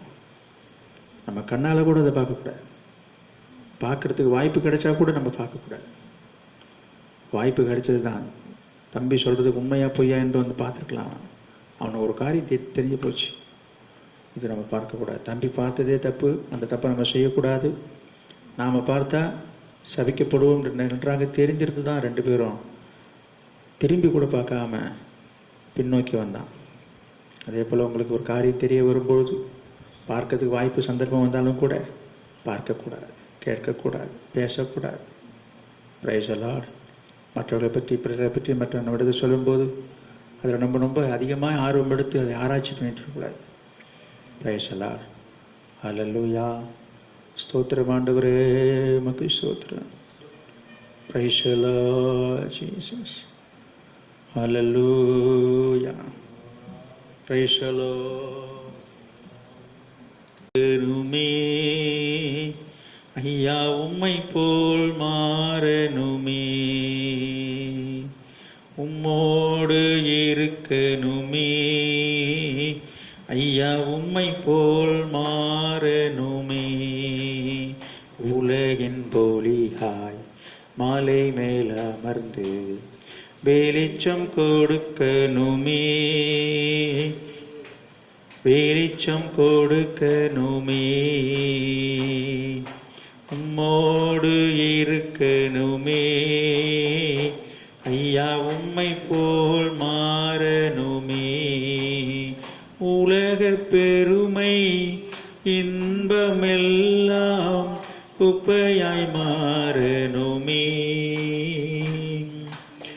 உலக பெருமை இன்பமெல்லாம் குப்பையாய் மாறணுமே.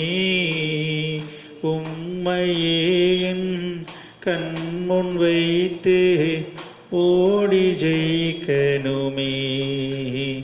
உம்மையே என் கண்முன் வைத்து ஓடி ஜெயிக்கணுமே. உம்மோடு இருக்கணுமே. ஐயா உம்மை போல் மாறணுமே. உம்மோடு இருக்கணுமே.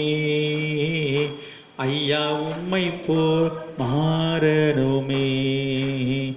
ஆத்ம பார உருக்கத்தோடு அழுது புலம்பனுமே. ஆத்ம பார உருக்கத்தோடு அழுது புலம்பனுமே. இரவும் பகலும் விழித்து ஜெபிக்கும் மேய்ப்பனாகணுமே. இரவும் பகலும் விழித்து ஜெபிக்கும் மேய்ப்பனாகணுமே. உம்மோடு இருக்கணுமே. ஐயா உம்மை போல் மாறணுமே. உம்மோடு இருக்கணுமே.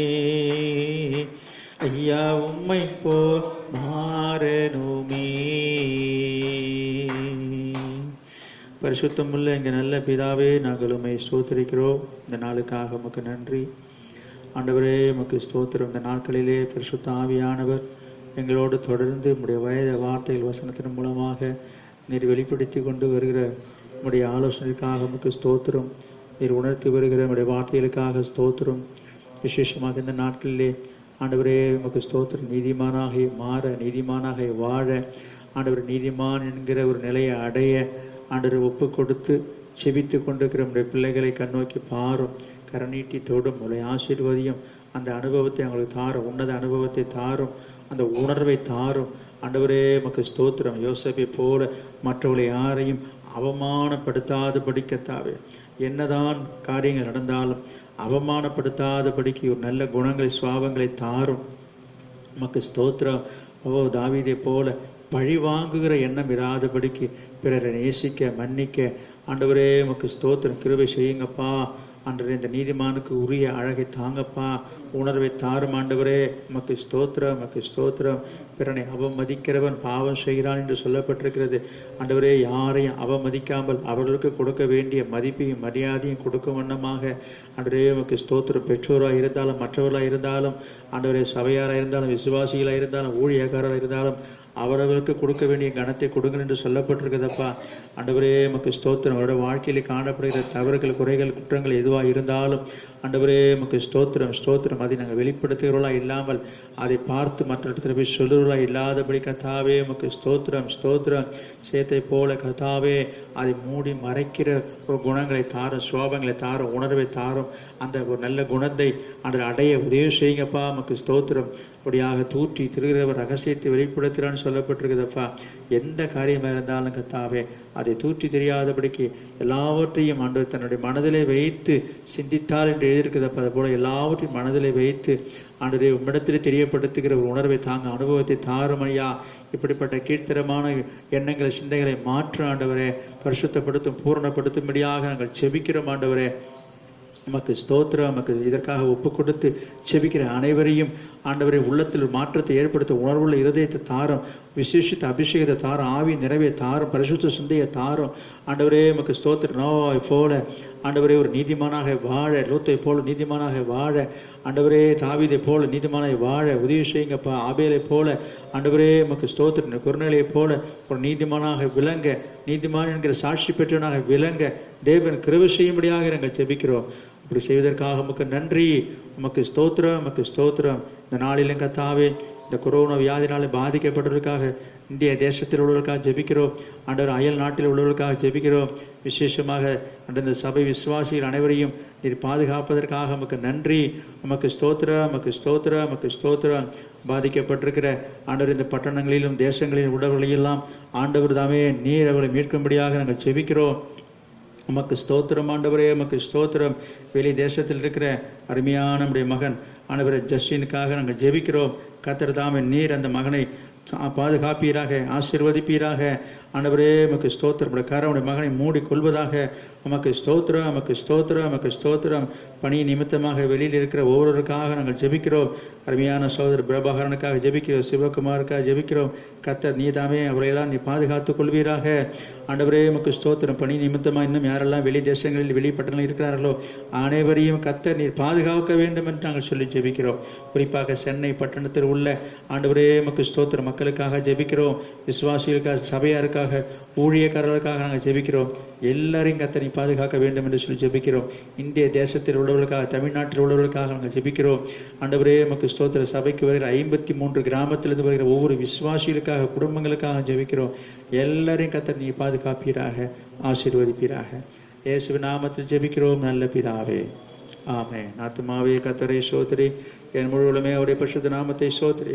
என் ஆத்துமாவே கர்த்தரை சோதரி, கர்த்தர் செய்த சகல உபகாரங்களையும் மறவாதே, ஆமென். நம்முடைய கர்த்தராகிய இயேசு கிறிஸ்துவினுடைய கிருபையும் பிதாவாகிய தேவனுடைய அன்பும் பரிசுத்த ஆவியானவருடைய அந்நியுடைய ஐக்கியமும் இப்பொழுதும் எப்போதும் சதா காலங்களிலும் நம் அனைவரோடும் சகல பரிசுத்தவான் கூட தங்கி இருப்பதாக, ஆமென். Price the Lord. கர்த்தர் உங்களோடு இருப்பாராக. கர்த்தர் உங்கள் அனைவரையும் ஆசீர்வதிப்பாராக.